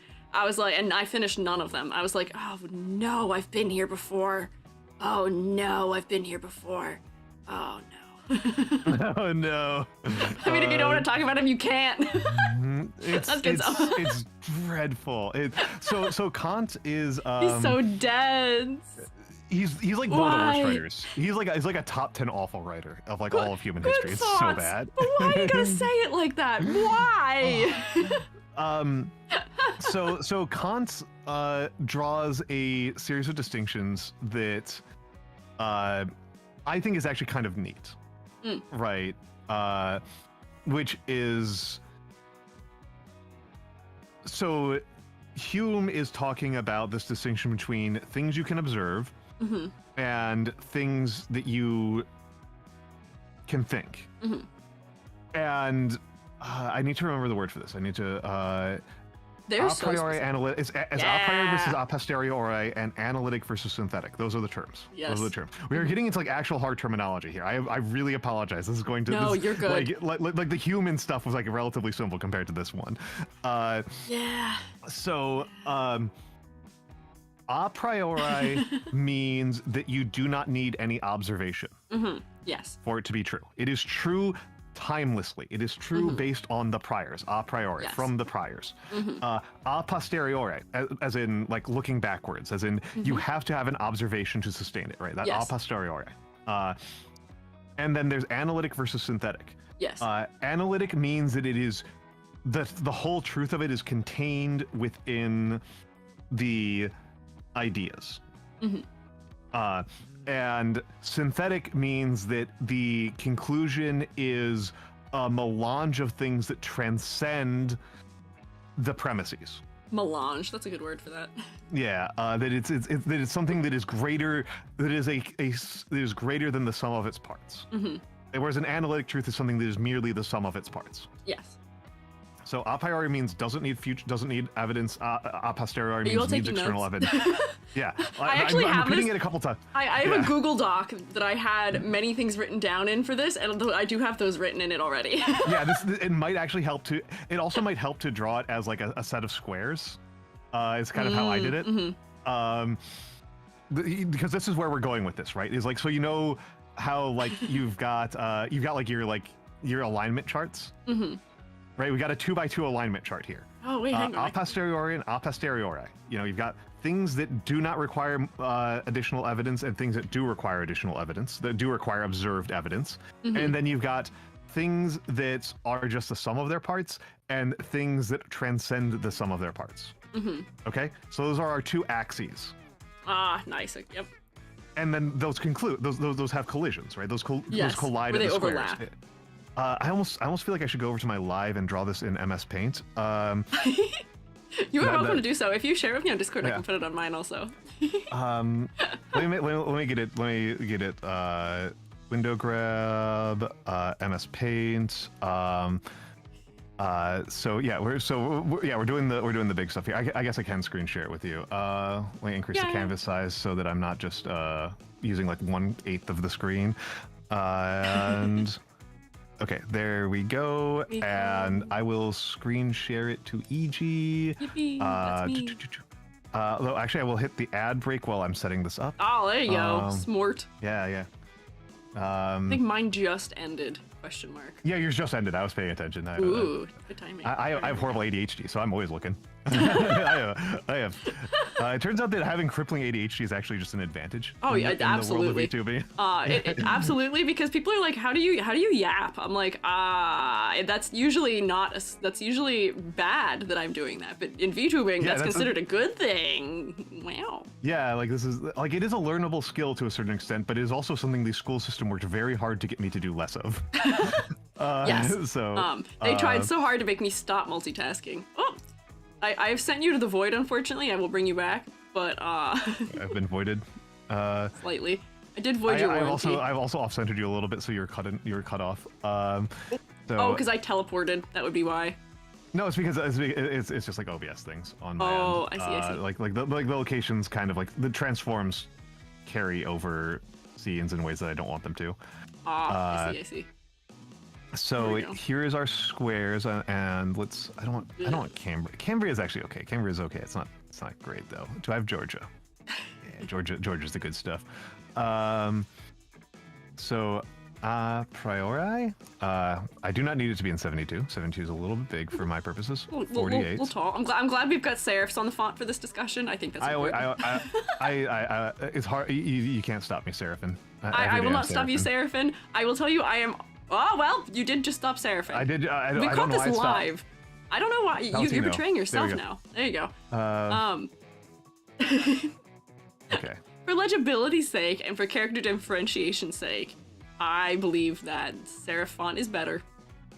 Yeah, I think it's easier to read. Mm-hmm. But it's not trendy. It isn't, and I think there's something wrong with the graphic designers. Sad. It's so much easier for me to typeset if it's serif because the individual letters are larger. Yeah. I need to double check how you spell this. Woo! Latin roots. Just stick some vowels in there. It'll go well. There we go. A posteriori. Does, yes. Does need external evidence, and let's bump you up to 36 to make it look, and italic. I want you italic as well, because these are our key terms here. And then let's no, do not like another but. one. No. You'd be Analytic. surprised. We've got roots that come from similar things, maybe for those words though. Analytic. That people are complaining that it's small, so it goes. Oh. The font might be small. I can't make my source any larger, unfortunately. I wish Discord would let me hide the funny little bar where we exist. And this is paint, so it's now like locked in. Yay. I can zoom in. Oh, see, that helps. That helps. Yeah, I can zoom in a little bit. That's good, yeah. And then synthetic. Why does it want Squiiji UI? That's a strange one. Was it picking like funny system fonts or something? Yeah, but like I don't even use and then my computer, if left to its own devices, pretty much exclusively wants to be in Myriad Pro, which is awful. That's strange. I despise it, actually. I am not a fan of it doing that. Oh, Amber, thank you for resubscribing. Welcome back. So here's our kind of our square, right? Here's kind of our square. And so here's what Kant is arguing is that this is like thoughts, right? Here. This is relations of ideas. This is what relations of ideas are here. And then over here we've got like scientific knowledge. We're putting pieces together for that, and needs. So this was all that this is all that Hume was talking about, was relations of ideas and like scientific knowledge. And so here's the problem. This is the thing that Hume concluded that was the real problem for a lot of people. God would be in here, and this is bullshit. That's he doesn't need his own square. He's got enough going on. Well, and this is the nature of so I would even say it even more broadly. Hume is making the argument that metaphysics is neither a relation of ideas nor a form of observable scientific fact. So it's just not a piece of knowledge that can be covered by philosophy. is what Hume is arguing. And so Kant enters the arena to do this. Kant enters the arena because that upsets him. He wants God to be real. And so therefore he does this breakdown where he decomposes Hume's ideas into two sets of ideas so that he can create this square. I'm sorry, not this square. This square. I was wrong. The synthetic a priori is what he wants. Yes. Is what he wants. He wants synthetic a priori to be real. Which logically to me does not make sense. I don't know if I'm into that one. Borak Sniffer brings up the specific Kant quote. Kant said that Hume woke me from my dogmatic slumber. And in fairness to Kant, I respect getting into a field of accomplishment entirely because you read something that just made you so mad that you had to disprove it. I respect it. I do respect it. I do respect just wanting to prove somebody wrong as like a motivation for artistic output and for intellectual exploration. I respect it, but I'm behind on the follows. But we'll get back. We'll get there at some point. And yeah, hell yeah, we are nerding like crazy here. And I will be honest. Much of Kant's writing is, and where he loses me, is trying to demonstrate that a priori synthetic knowledge is a valid category of knowledge. That is my key takeaway that I even remembered being frustrated about once upon a time when I was first learning it, where I was like, "My man, I don't know about this one. It feels like you're reaching. It feels like you have a thing. It's the way that you don't do research, which is you don't go into research with your outcome already determined and then find a way to prove it. That's not how you do research. Yeah. And to me, that is very much what him doing that felt like, where he already had his outcome. He knew what his outcome was, so he decided, how do I defend this? Which is not how you do research. That's not how you, no. Well, this is a quaternary system. Glad to be here. This is a quaternary system. The binary. Hume would argue. No. There's four outcomes here. Oh, we've got rated. Oh wait, so we're rated. Do we get rated together? I don't know how this works. I don't know. I'm looking. It shows up in my chat. Oh, yippee! Welcome in. It shows. Yeah, welcome in, bees. Hello. Welcome in, bees. You have come in at us explaining and exploring something that the two of us both found too complicated and frustrating to actually understand. Welcome in. Prepare, buckle up. We're doing existentialism, just a little bit. Yeah, we're doing epistemology. Glad to be here. I will address that. And so I will. So let's and then. I hope you had a good stream, though. Though there is actually a posteriori analytic knowledge. It's actually really funny. Nobody cares. Nobody cares, but it does exist and it's really funny. I love that as a thing to put there. Strictly speaking, Kripke cares. But, yeah, that's true. Okay. Strictly speaking, one guy cares. But, there's at least one guy who cares a lot about that one. Not even a lot. It's just really funny that he found something. It's just really Selma funny. Cares too.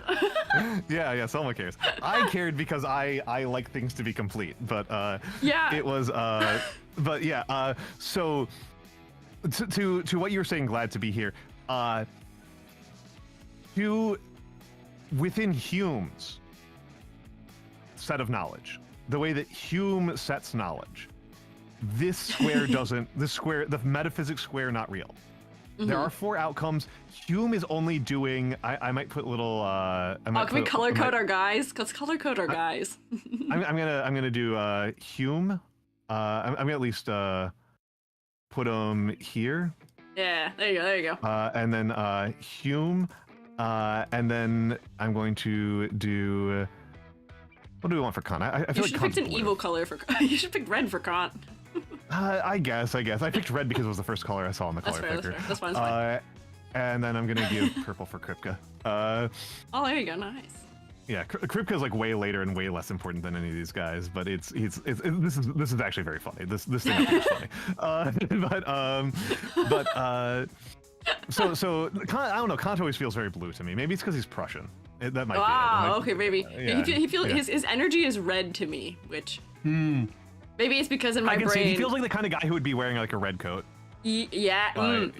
Whereas Hume is Scottish, so maybe I should. And Scotland's more blue. Oh, see, I'm challenging all of our conceptions about things. We're learning about how we are.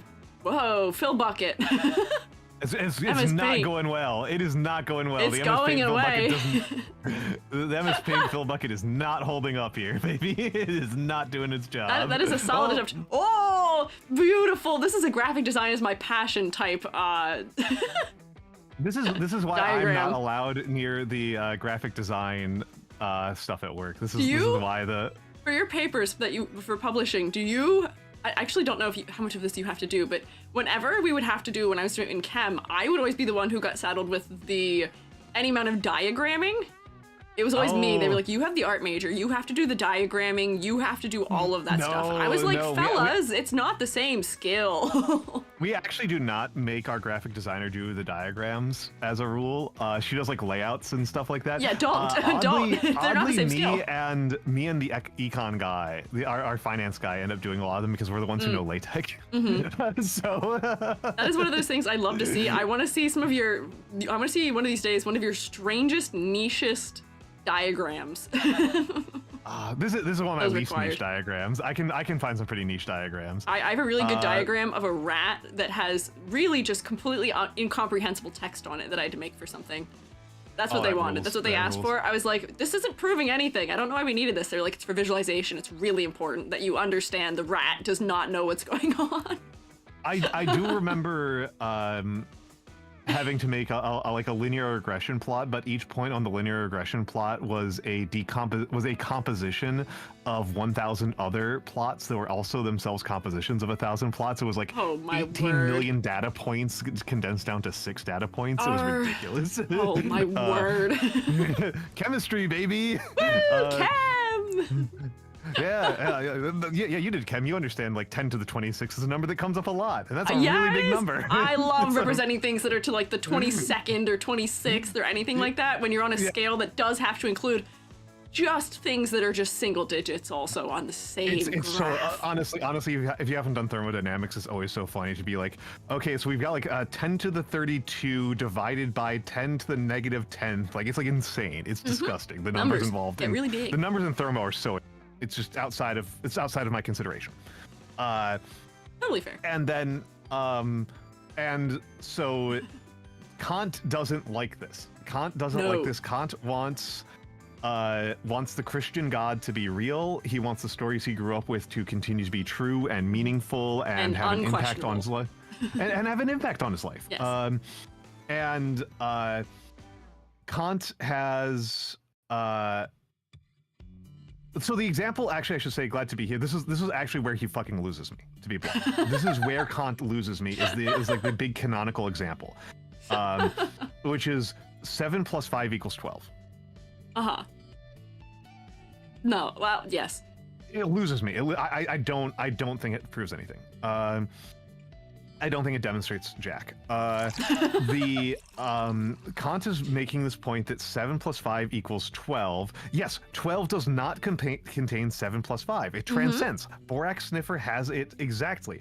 However, my understanding of mathematics, which is apparently not the same as Kant's on another ground, there's another place where I just disagree with his understanding of math, is that 7 and 5 and 12 are all just shorthands of 1 plus 1 plus 1 plus 1 plus 1, etc.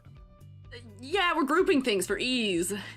Yeah, so I have never found it compelling. The other part that I didn't find compelling was this is less relevant to this particular thing. He made this argument about demonstrating that we live in an absolute universe as opposed to a relative coordinate system.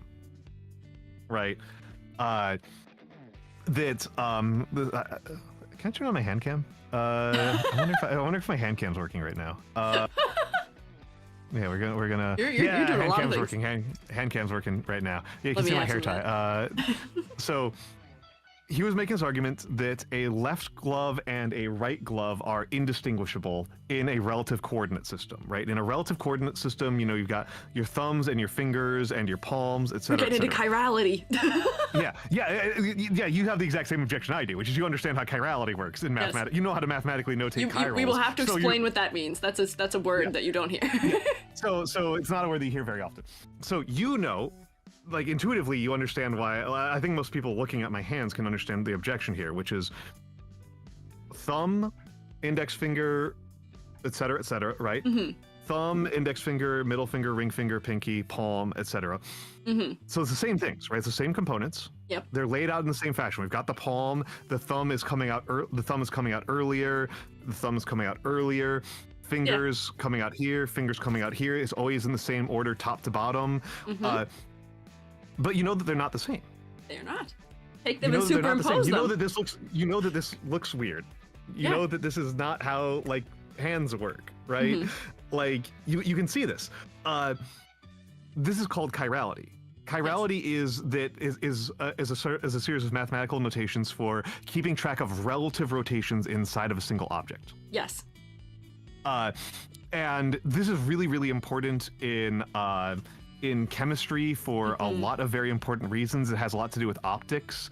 It has to do with also like, it's why Splenda doesn't have calories. Correct. Is that Splenda has is sugar with a slightly different chirality? Yeah, you're about. Looks like you've got rotations incoming. Yay, rotation. This is particularly my topic because I have a degree in organic chem. Very, very, very intense discussions about what chirality and achirality means for molecules because it's really important in synthesis, specifically. Yes. I'm not going to go down that. I'm trying so hard to not go into that. But we don't need to get into the details of it. We just need to demonstrate that, like, this was just not because something being a thing sharing a sum of parts does not make them the same thing inherently. If you superimpose things, that is when we learn whether things are the same or not. But how do we superimpose thoughts and concepts? Yeah. And both of these are cases where, to my eyes, it is a question of Kant not like the math not that Kant had access to being somewhat limited in the notations available and the thoughts available to him, and this caused him to conclude things about math that I just think are not true. And this leads him to make a lot of arguments, and I personally have to me, this is something that makes me actually very angry. It's actually like a bit of a trigger thing to me as I studied more philosophy. It was something that made me increasingly angry as I got deeper and deeper into philosophy, was trucking in the prestige of a completely unrelated discipline as sustenance for your argument. Like Kant is kind of like the actual underlying thing that Kant is doing is he's kind of holding a gun to your head. He's holding a gun to your head, and that gun. Got it. Yeah, okay. You got it. You do have a gun. It's me. I'm Kant. Hello. If God isn't real, then we can't do math. God is real, therefore we have math. You're gonna make people. Yeah. He's not doing the argument. He's doing the argument that like this category a priori synthetic is necessary for math to continue to operate.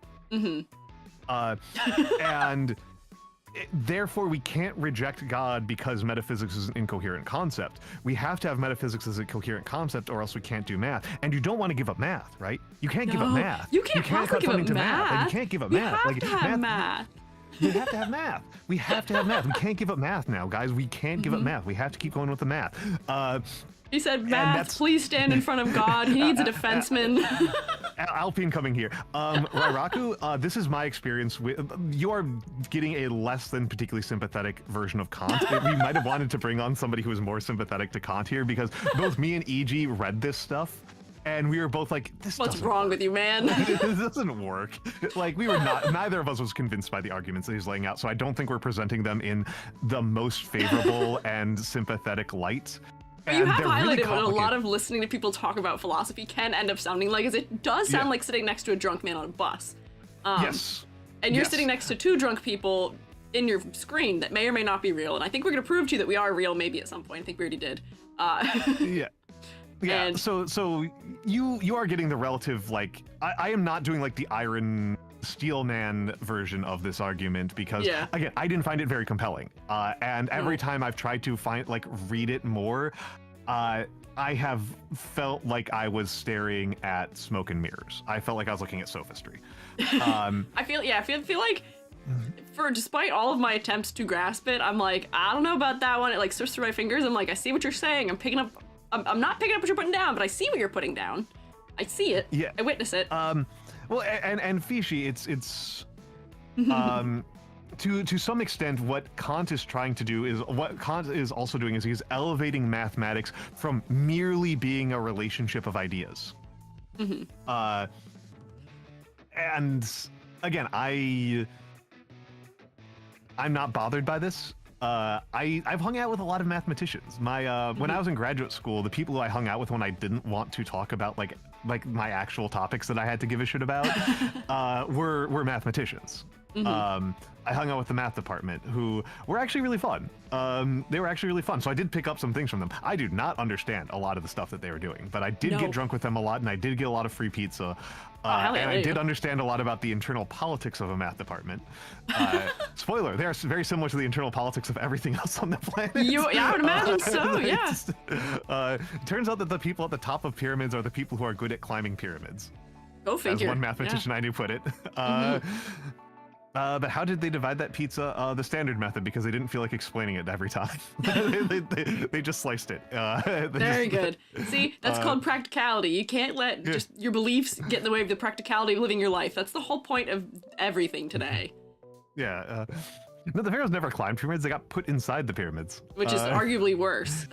Arguably worse, arguably better? Depending on stance. The whole point was to climb it, though, because that's how you go to the afterlife is by climbing. That's how you get a really good suntan. That also, I'd imagine. Yeah. No, I mean, Borax, I do agree with you. I do agree with you. That philosophy does like doing philosophy is worth doing for its own sake, to be honest. I think this stuff is actually worth exploring. I think it's interesting and cool. It's fun. Yeah, Kant tried to brute force relation of ideas into metaphysics and failed. That is my read. Glad to be here. And I want to be clear here. This is absolutely not the most sympathetic take. No, we are not here to be unbiased. Yeah, both me and EG are. We are people who got chemistry degrees and then became artists of various types. Yes. We just did not find this a compelling argument. No. Funny how that pipeline might be related. Yeah, the similar pipelines might be related. Yeah. If anything, probably common cause, right? Like because we have these biases about how knowledge works, it caused us both to find chemistry more interesting than other sciences, and to find doing art and craftsmanship more interesting than doing other things we could. Yeah, then we could do other things we could do with our time. I think we just have similar cognitions in a lot of ways.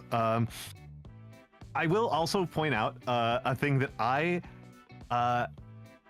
he is wrong within the field that he's trying to argue from. I do believe that. I do believe that he's just wrong about a couple of things mathematically, and that's really crippling to his argument from my perspective. It's really a problem. I'm going to make a brief line to a posteriori analytic. So analytic means that something is just the sum of its parts, which is to say that anything that is an analytic truth is actually just a definition, right? Yes. Like, EG is EG, right? Like, it's that level of knowledge, it's just like things that are true because of their definitions. A increase in labor supply and a decrease in demand is a recession. That's truth. Just kind of what the words mean. Yes. Those are just kind of what the words mean. So how can something be just a definition and also need external evidence? Yeah, bachelors are single men is the classic example. That's the classic example. Oh, yes, yeah. Yeah, so how can something require external evidence and also just be a definition? Right? That's weird, right? That sounds insane. When you put it that way, I think that does really highlight. Yeah, no, that doesn't make sense. That's why nobody cared for a long time. Yeah. So it turns out that this actually did happen. Okay. Paradox. I don't know if quite. No, it's not a paradox. It's just like a pointless observation. It's just merely pointless. But it did happen in reality. which is, do you know what the morning star is? In what context? Astronomy. Maybe not. Okay. The morning star is an astronomical phenomena. Okay. Venus? Oh, wait! I do know this one. Hang on, I'll shut up. Yeah. Never mind. It's very cool. It's a stellar body. It's a thing that you can observe in the sky, transiting rather rapidly across the sky in the morning. And then there's an evening star that makes a similar transit across in the evening. It turns out that both of those are Venus. Yes. So the morning star and the evening star are both Venus. Therefore, the morning star is the evening star. Therefore, Venus is Venus. It's an analytic truth. It's just a definition. Yes. But we didn't know that it was just a definition until modern astronomy. Ah, okay. Okay, I see. Yeah. Okay. We thought they were separate. We thought they were separate things. We did. I was watching. Are you familiar with? There's a fellow on the internet called Salmonella. Yes, I do know Salmonella. Yeah. He has recently been recounting encyclopedias. I can't remember whose they were, but there's someone's encyclopedias from way back when, and it does talk about that very briefly, and that was my familiarity with it. It's like, why does this sound familiar? Because he's like, yeah, here are things that we know to be analytically true. There are 2 suns sometimes, but there's never been observed to be more than 3 suns. And like counting but moons, and then there's a star that goes across the sky. We've seen it, we know it's real. And then sometimes the rivers in this other place cry blood. I'm like, you've seen that? That's real? Okay. Yep. Sure. Did you see it? I don't think you saw it. I think you're taking someone else's word for it, but there you go. Oh, no. Green. Yeah, I was realizing that by trying to fill in red and blue with each other, they were just both kind of looking pretty purpley, and then it made the purple look really purpley. It made it look really indistinct. I like ruined my own color coding in like 8 different ways. This is awful. That's okay. That was beautiful. I love this. This is exactly what we needed for explaining this. This is what happens when your word guy tries to do like graphics, or at least when I tried to do them quickly. We need to install Metabank Paint on your PC. The other thing is, we could have done this in a Word, in like a text document. Yeah. With a table. Honestly, if I had been doing this normally, I actually would have done this in Excel. Strictly speaking, Libra Calc is probably where I would have done it. But yeah, because I live in spreadsheets, man. I live in spreadsheets. But it's so this is like the real basic breakdown that we've done here. The real basic breakdown of the first of Enlightenment understandings of epistemology. This is like your crash course in the fundamental nature of how do we know things. And these are 3 different camps. They are known as rationalism, which is Descartes. Rationalism, Descartes is arguing that reason is the source of all knowledge. That's rationalism. And Hume is an empiricist, is the term. If you take Hume really far, you become a realist, which is a confusing word because people in different schools, realism means different things. Completely different things. Completely like different modern. things. That word means like 900 different things. Oh yeah, no, me and EG have talked about this before. Like to me, modern means 1500. It's not what it means to EG at all. And so realism is actually, it's just important to remember, philosophical realism is actually an incredibly impractical school of thought. It is a really bad way to try to live your life. Do not be a philosophical realist. A philosophical realism is when it's like, the only things that exist are what I can directly observe, up to and including like, if I close my eyes, reality stops. It does not believe in object permanence. Yeah, like you have to understand, it's a really impractical way to live your life. It is the way that babies live their lives. It's a philosophically coherent way to live. It's the way babies live. Yeah. It is a high level of skepticism. I'm glad to be here. There's a lot of, there's many different ways you can get to incredibly impractical levels of maximal skepticism. There are other methods that can be higher. You can doubt your senses. Glad to be here. You can doubt your senses. Yes, you can. Yeah. You can be like, all of my senses are actually hallucinations. I would say that's why we mentioned earlier how mental health has not played a role in this yet. They weren't thinking about that one, because that is a big impact on your understanding and relationship with reality, knowing where you fit in. And there are many cases where you can lose sense of yourself being real and existing, and not in the silly haha funny sense of us joking about it, but like for real. I mean, it's very important, like, for people with anxiety disorders to like keep reminding themselves that is this real or am I just having a panic attack? Mm-hmm. It's like almost all forms of neuroticism are forms of like your judgment about the external world being wrong. Mm-hmm. It's looking at the patterns and saying what we said earlier. But what if just this one time it doesn't do the thing that it has been historically proven to do every time it's ever happened before? Mm-hmm, mm-hmm. Yeah, So you know, just kind of a note. Reading this kind of philosophy can be a really good way of making your anxiety disorder worse. That is what I learned. That's why I went, Almantas, I'm losing my sense of self. Help. What's going on? And the answer is it's probably best to continue living your life as if there is an external world. Yeah. That you have a relationship with. Mm-hmm. And that that influences you and that you influence. Mm-hmm. Spinoza's actually super affirming. Spinoza's pretty fun. I like Spinoza. Weird dude, but also pretty fun among the modernists. So we are kind of put into this spot of, and yeah, glad to be here. We did start off with Descartes. We did start off with a discussion of Descartes. It's just that we only really talked about him as like a place to get a grounding for like, like what stone. is, yeah. And it's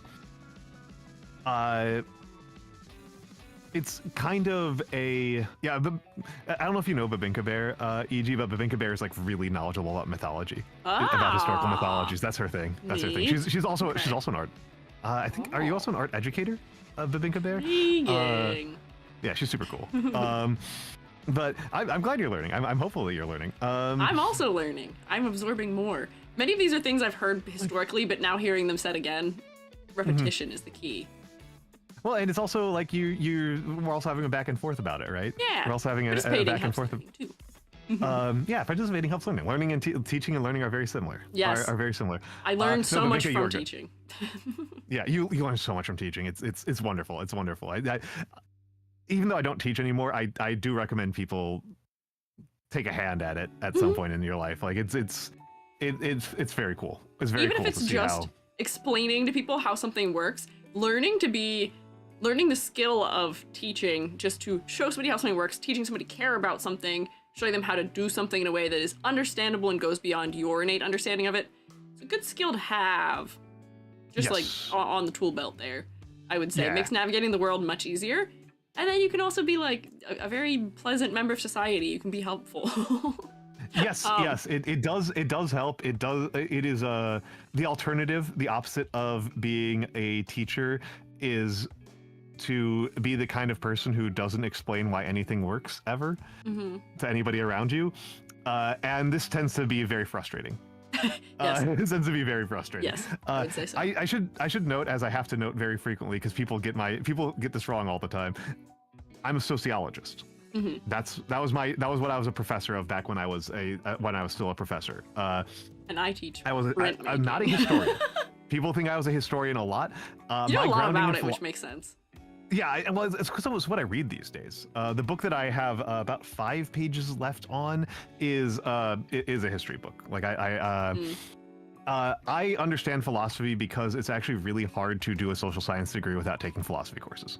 Yeah. Like it's just hard to do it. Like if you don't know these guys, it's just really, really frustrating. It's just really, really frustrating. They show up a lot, so it's better to understand what they're about. Because they show up a lot because the reason why I'm familiar with them and ended up taking psychology was because they show up a lot in art history specifically. Because when people are spiraling about the state of humanity and society and war and all of those things, they do turn to philosophy quite often. So these names are very common, especially if you're reading any amount of theses and art and all that stuff. So it's good to know who they are and what they're about.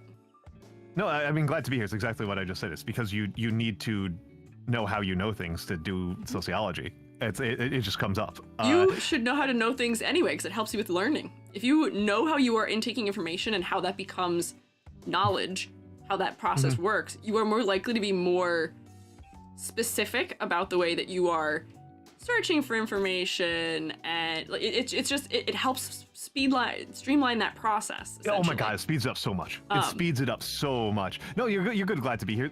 Repetition is a critical part of teaching. It's one of those things that you learn when you're a teacher, is that you often have to repeat yourself in order for your students to really get things. And as you learn over and over again while you're teaching, when you repeat yourself during a lesson, it emphasizes how important that lesson is.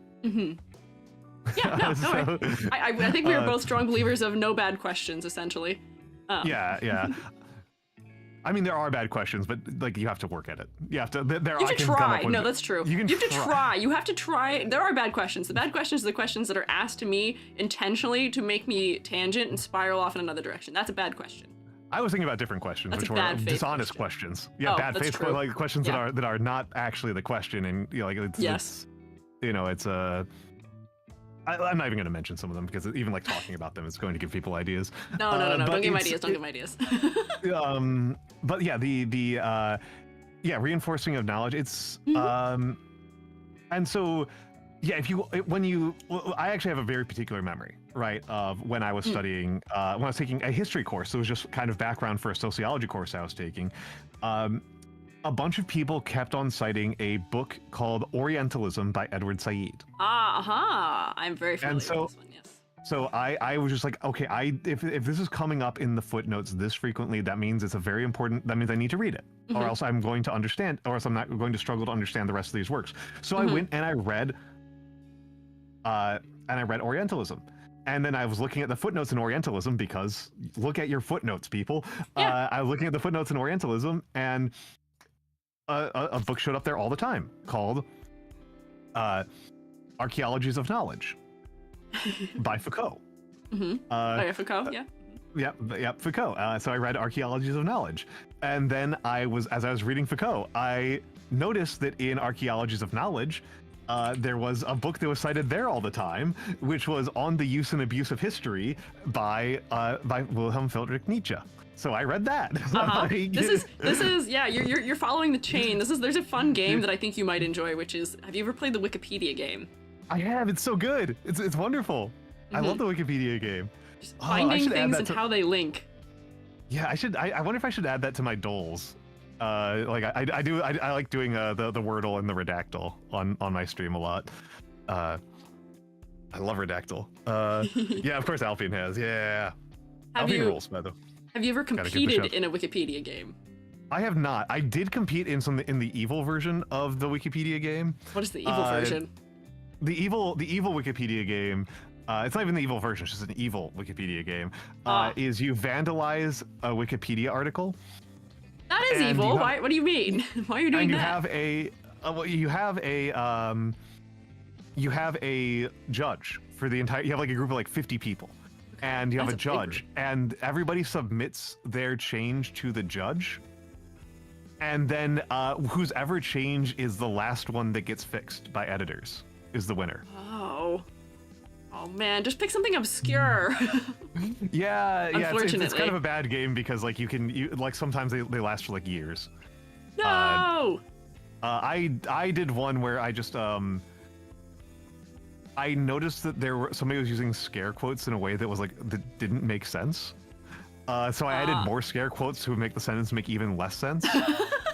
And then they didn't fix it. They just changed the scare quotes to make the sentence even more incoherent. Yippee! Destroying knowledge actively. Yeah, it was. I think it was the phrase indiscriminate violence, and they put violence in quote marks, and it's like, what does this mean? Like, what are you doing? Violence. Like what? Proverbially, violence. So I put quotes around indiscriminate. So it's just indiscriminate violence. Nothing means anything. Yeah, nothing means anything. It's like, what are we talking about here? And then like they put it in quotes, so it looked like it was a quote, and then people like trying to figure out like what source the quote was from. I feel bad for those editors. Oh no! Oh man. I feel bad. That's not the Wikipedia game I partake in. No. No. It's, like I said, it's the evil one. It's the evil one. That is definitely an evil one. Yeah. So You said you've got about yeah. It looked like that, Babinka Bear. It looked like that. It was dreadful. It was dreadful. Oh, it was like a massacre or something. It was like not like nested it was like not quotes. coherent at all. Like it was not. It did not help at all. Oh. But yes. So you've got like half an hour left. Perhaps yes. So oh, hold on. Apologies, chat. I peeked them. They went a little high there. Okay. In the last second, I can't stop. No, this is it. Glad to be here. This is it. This is the floor. Good. We've got square. This is it. So the question, I guess, is: we've got two things to go here. One is your personal journey, and the other is to talk about weirder topics in relationship to epistemology. Let's start with the personal journey, I guess. Do you feel like you've managed your crisis? I do. Crisis was managed when I decided that my outlook for the world, my personal philosophy is, it can't get you if you're just silly about it. That's how I treat everything. So if I am just silly about it, if I just decide with epistemology, with ontology, with all of that they are just silly things for me to use when it is funny for me to use them, when it is good for the bit, then they can't hurt me. Okay. That was my defense for it. Is that a good way to live your life? Maybe not. Humor as a defense, questionable. I will say, like, particularly because like where we started with this, right, was this element of what is this is practical stuff to know. Right, that this is a practical kind of knowledge to have. Yeah, silly maxing as a cope. It is. Yeah. I mean, as I always say, you got to have a sense of humor. Right. Yeah. So when it starts getting to a scope where I can't handle it anymore, like a lot of it is immensely practical to me, where it makes it easier for me to, as I attempt to learn language and attempt to, further my art education and all these things. Knowing a lot of this is very helpful because it helps inform how I'm going to intake information and all of that stuff. Very helpful. But when it stops being practical, I just have to be silly about it. If it stops being practical, I just have to look it in the eye and be like, you can't hurt me. You can't get me. I'm all the way up here. You can't get me. It's the part where this is really practical is kind of the stuff we said at the beginning, which is these are tools that can allow us to analyze how valid is what somebody else is telling us. Yes. And we actually did not talk on a topic in epistemology that I find really fascinating. Because in Enlightenment Western philosophy, it's not really treated as a very big deal. It was something that I only really understood as a big deal when I was studying Indian philosophy. Like Yogacara and stuff like that. Okay. That testimony. Testimony is a source of knowledge. Okay. So we've got our sources of knowledge from Hume, right? We've got our internal logic, right? Yep. And we've got our external evidence. Yes. We can think about things, we can use logic, and we can use facts. We've got facts and we've got logic. Yes. So, E.G. Yes. Hello. How do you know? How do I know? How do you know that the meds you take are the meds that you're taking? Because a guy I trust told me to. Yes. Yep. I trust the guy more than further than I can throw him. And therefore, I believe he will not lead me astray, I say, as someone who has historically been given a blood pressure medication to treat anxiety, and I have low blood pressure. So do it that what you will. That was a very strange time. Oh my goodness, that would be, oh my goodness, that's awful. That's True Mom awful. found me in Twilight on the floor of the living room one day. He's like, "What are you doing?" I'm like, "I can't move." My goodness, you have to like live your life upside down. Like you have to get like a special wheelchair where you're sitting on your back and your head's hanging below your heart, and just like live like that. Like that's awful. No. So my low blood pressure managed. But when I take a medication that was treating anxiety, but then for some reason also gives you low blood pressure, not managed. Yeah. So that is the flaw in testimony, I think, that we are highlighting here. I've had that happen. I've had that. So I should say I've had that I've had medications like that where I've had anxiety meds that lowered blood pressure. I fortunately had high blood pressure at the time, so it just worked together. Just helping. So, yeah. Which is now managed. Rairaku, it depends on their level of diligence. I was 12. Yeah, it depends on their level of diligence and aptitude and skill. Yeah. I didn't know any better to do that. Quite a bit. Well, I mean, you were 12. You were also not a doctor. Your doctor should have looked at this. Yes.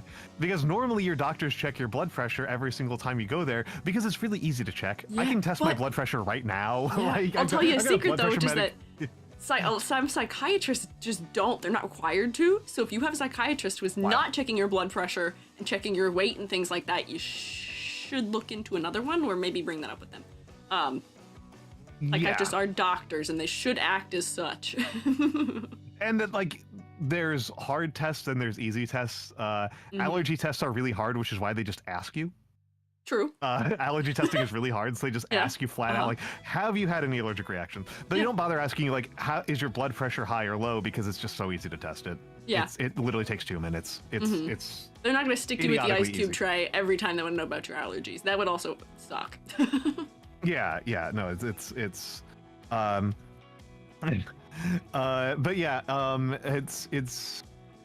testimony is very important to how we live, particularly in the modern world, particularly like post-industrial revolution. We're really reliant on testimony as a source of practical knowledge. How do I know the subway train is running today? How do I know? Yeah, I hope you get some sleep, Selma. I hope we haven't ruined your life too badly. Yeah, get some good snort memes. This is, how do we know this plane is not going to have the wings fall off? Et cetera, I don't feel like I know that anymore. I feel like the fact that is truth feels not as real to me right now as it did 2 weeks ago.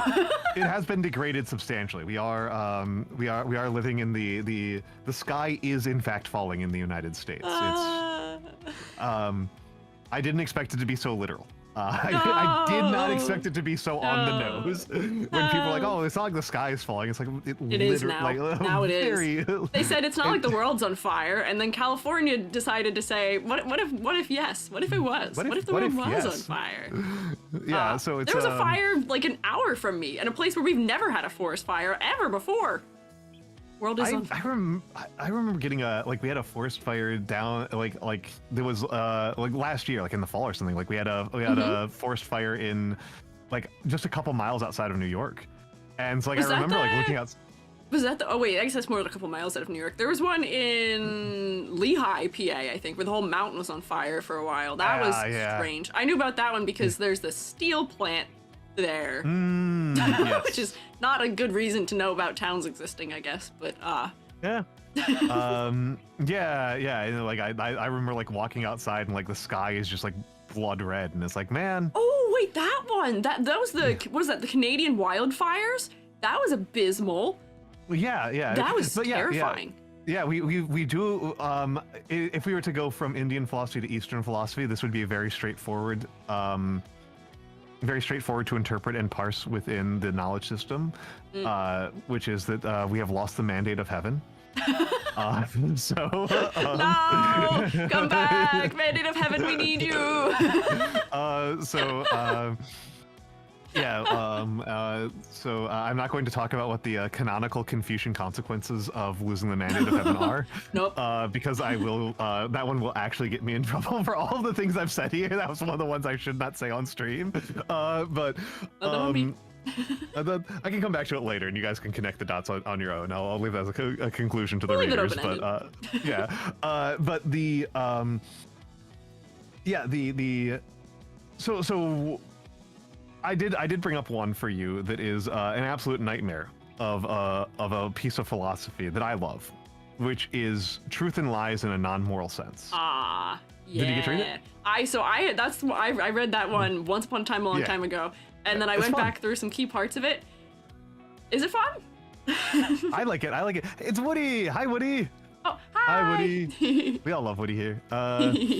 Woody. Woody's very cool. Woody brought up a very cool point that I'm going to, even though Woody is not a Twitcher, Woody gets the shout out. The bespoke shout out. Coveted. This is Woody. Ambrosia figured it out. Woody brought up the kind of interesting point that you don't die as a person.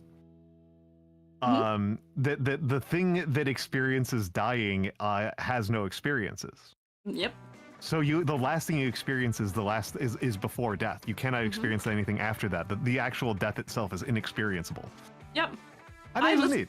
It's an interesting thing to think about, because you always see those studies where they're like, we finally proved what it is like to die. That's not a provable thing. I don't think there's any way we can actually prove any of that.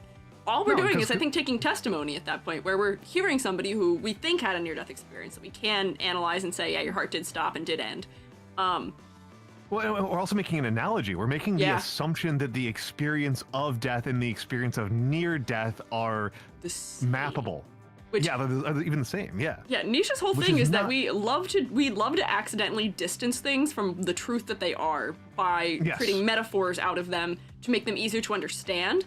But because we do that so much, we end up making metaphors of metaphors, and we just get further and further away, and we end up in like simulation and simulacrum territory, and it just becomes soup. Well, I mean, and Ryan the Space God, like we can't prove that, right? It's there's a lot of reasons why we can't prove that. And yeah, glad to be your kind of hits on on what Woody was bringing up. But the Nietzschean point. I think you actually did a pretty good job of explaining it. I know this one. So a leaf, right? You like, we use the word leaf, but each leaf is individually irreducibly unique. Yeah. Each leaf is fully unique, and so to have a category that covers all leaves is itself intrinsically dishonest. Yeah, I have a very specific thing about this, which is that this is a problem in mycology.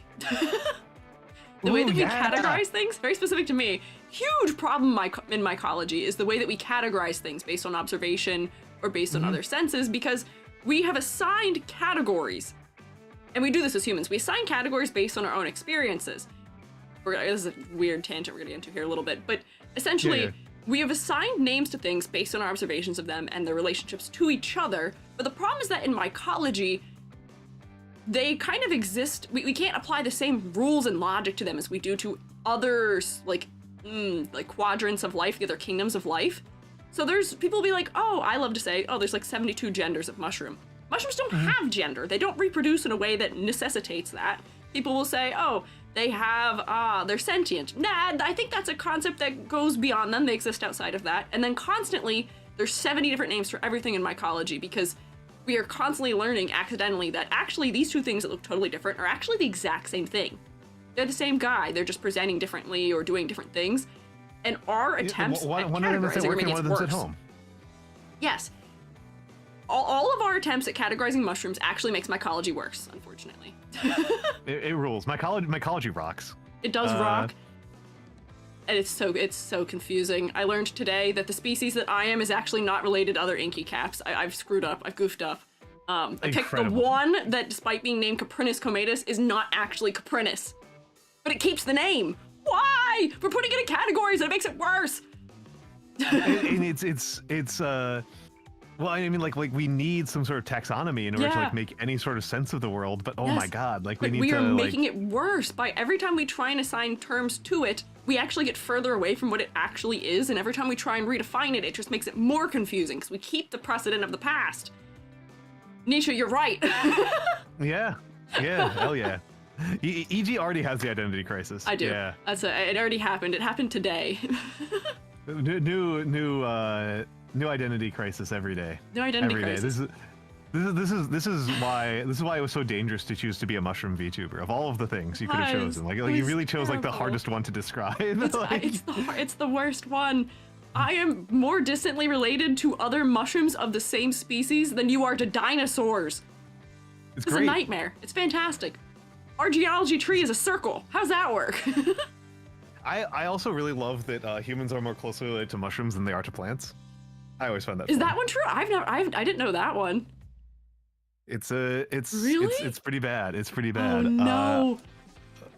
What? Yeah, it sucks. Hold on, let me find up the I had a resource for this. Phylogeny facts. So the real aliens. Well, they've decided that there is a current crazy move being made, which is that slime molds might actually. I don't know if this went over yet. Slime molds might get their own kingdom because they have been found to be so different from every other form of life that they used to be considered fungi because fungi is where we stuck all the weird stuff. Mm-hmm. But that's not a good place. Yeah, slime molds might get their own kingdom. This was a thing that was in discussion about 5 years ago. I had a friend who was a mycology professor. Her field of research was in delineations of slime molds because the problem with slime molds also is that they're too different from each other sometimes to be realistically categorized even together. But they're so different from mushrooms that it doesn't... what do we do with them? Where do we put them? We can't put them in categories. We put them in categories and limit them. By categorizing things, we limit them. And that's a hard way of understanding the world because things exist without limits. Or we just superimpose our beliefs on things, on objects. They exist. It's pretty bad. It's pretty bad. So here's the one that that was on the list of like phylogenetic facts ranked by how disturbing they are. Oh, nice. This sounds like a great thread to read. Can I just have the whole thread? I'll just give you the whole thing. The entire blog that this is from is pretty good. Let me.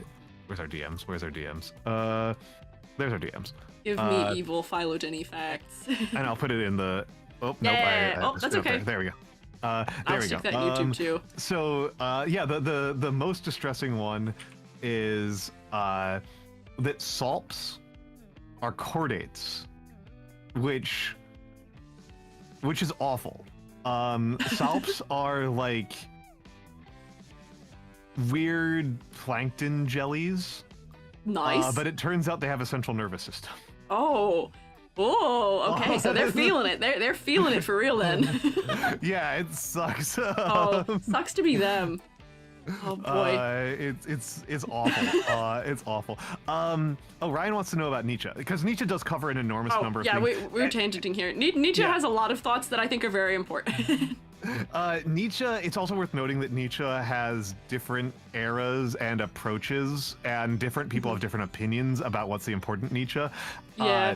If you look at Nietzsche on Wikipedia, I think a third of his thing is people trying to disprove him more than it is actually what he actually thought, or him disproving himself. They really like to pick him apart. Yeah, the people hate some things that he said that I don't think actually even need that much scrutiny. I don't even think they demand scrutiny. Some of them I'm just like, yep, bet, I see, yep. Mm-hmm. Yeah,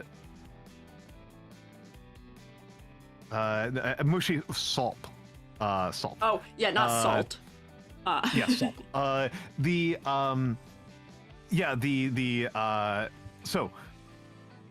So Nietzsche has multiple kind of careers over the course of his life. And his late career, he's just flat out mystical. Like he's just flat out a mystic.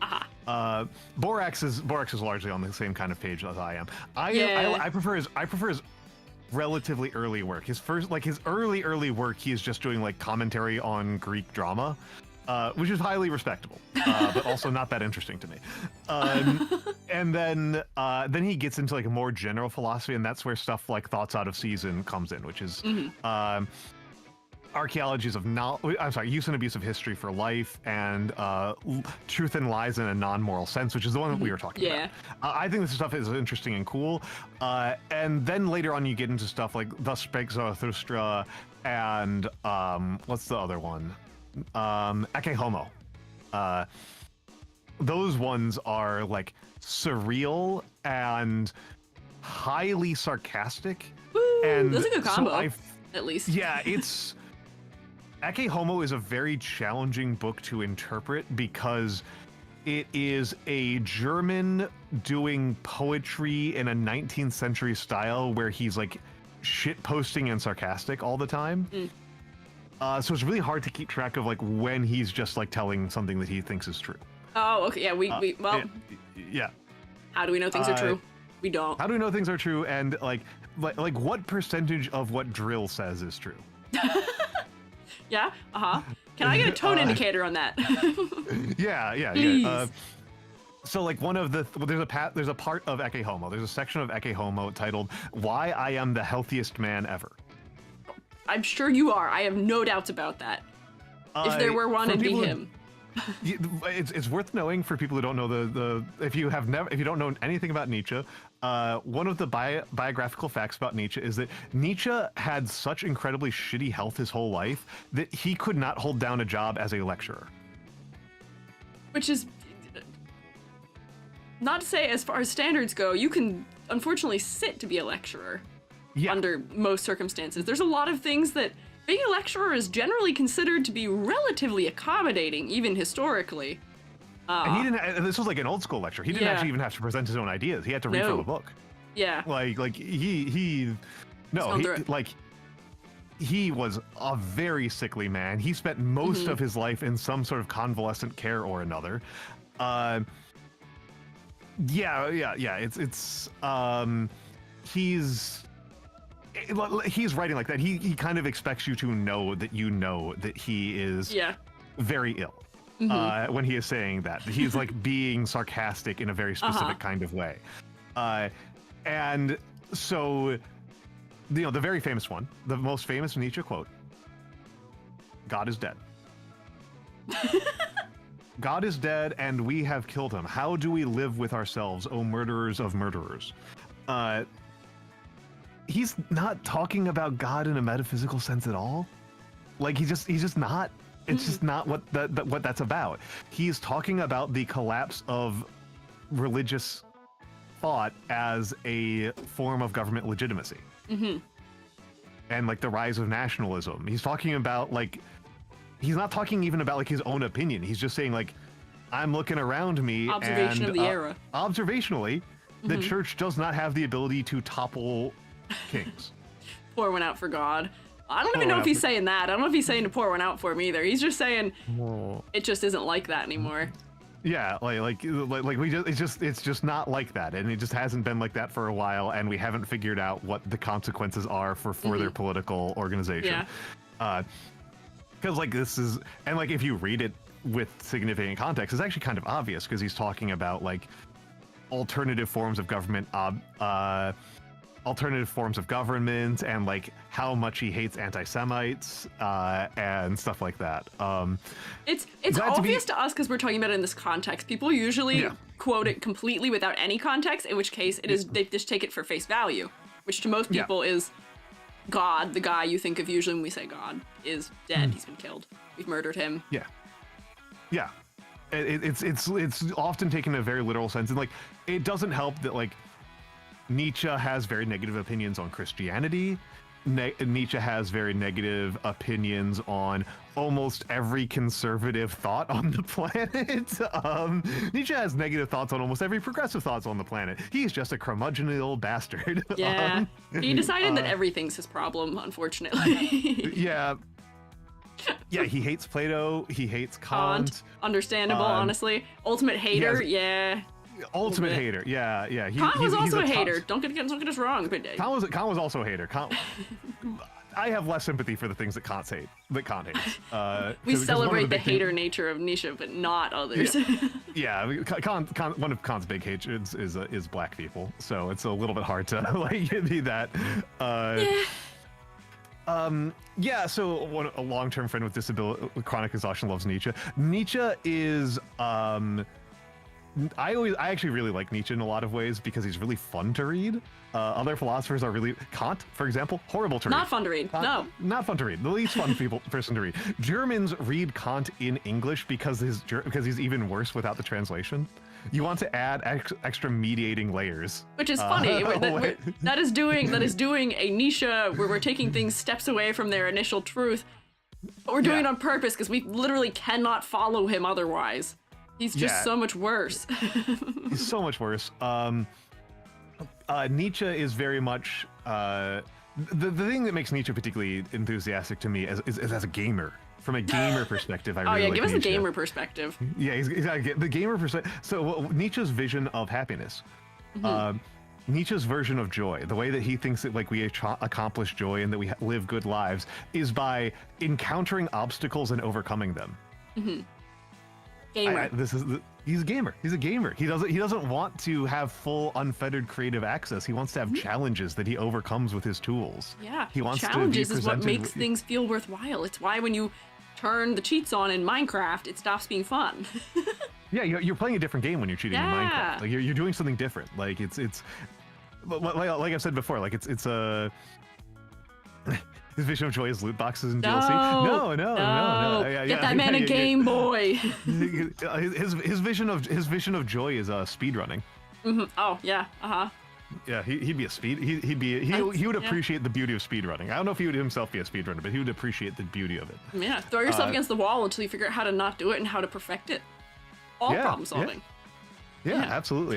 No, it's the he would also if Alpian's still here, big philosophy for lifting. Great philosophy for lifting. The joy is not in that you lifted the big weight. The joy is in the strain in the muscle. In the overcoming what you couldn't have overcome Friends before. we made along the way. Yeah. No, Alpine gets it. Yeah. It's not about having lifted up a heavy thing. It's about what you did to your body and to yourself to get to lift the heavy thing. So I find Nietzsche pretty sympathetic. Also insane.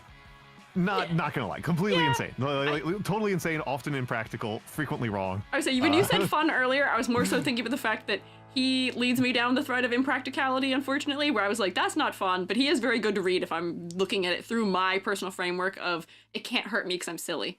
I can think about Kant in gamer terms. He's just not the type of gamer I am, which might again be part of me not being sympathetic to Kant. Kant is a big believer in universalizing explanations, explanations and truths. And so from his perspective, the type of gamer that Kant is the type of person who thinks that the most important thing for a game to be is balance. Yeah. Oh, okay. This is really proving your understanding of not just Kant, but also gamers. That's fantastic, actually. Because you're right. Yeah, right. You're right.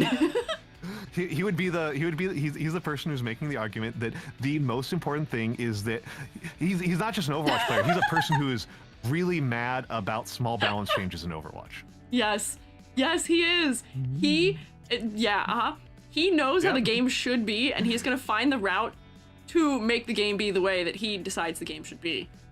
Which is... I say that this is partially because I know a guy who is extremely like this. He's an old friend of mine from college. I've talked about him a few times on here just because he's really funny to me because he's very alien. Oh, we got raid. Raid. Hi, Naomi. Welcome in. Welcome in, Naomi. Oh, there's shrimp raving. Can we get like a little I mean, yeah, somebody give the invincible. Ryan the Space God, thank you for the sub. Welcome in. I hope you had a good stream. I hope you're ready for crises. Yeah. We've done the most miserable parts already. And now we're kind of discussing the fun applications of it, which is like these philosophers as gamers. Philosophers as gamers.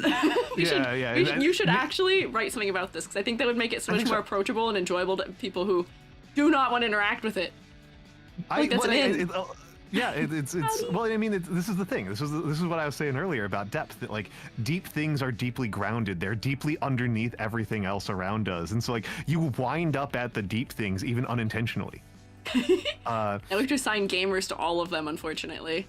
So if Kripke is somebody who I'm not super familiar with. I don't know him well enough to tell you. I mostly know him as a commentator on Wittgenstein, and the way that I kind of see, and so there's a kind of infamous thing where Kripke is kind of infamous for interpretations of Wittgenstein that don't actually follow from Wittgenstein, and they're called Kripkensteins, as a joke about his name. And so to me, that strikes me as a person who makes Dark Souls lore videos. Oh, Kant's such a bigot. I would assume he'd like imbalance things. No. But the universe revolves around him in a balanced world. In a balanced world, the universe revolves around every single individual person, unfortunately, for him.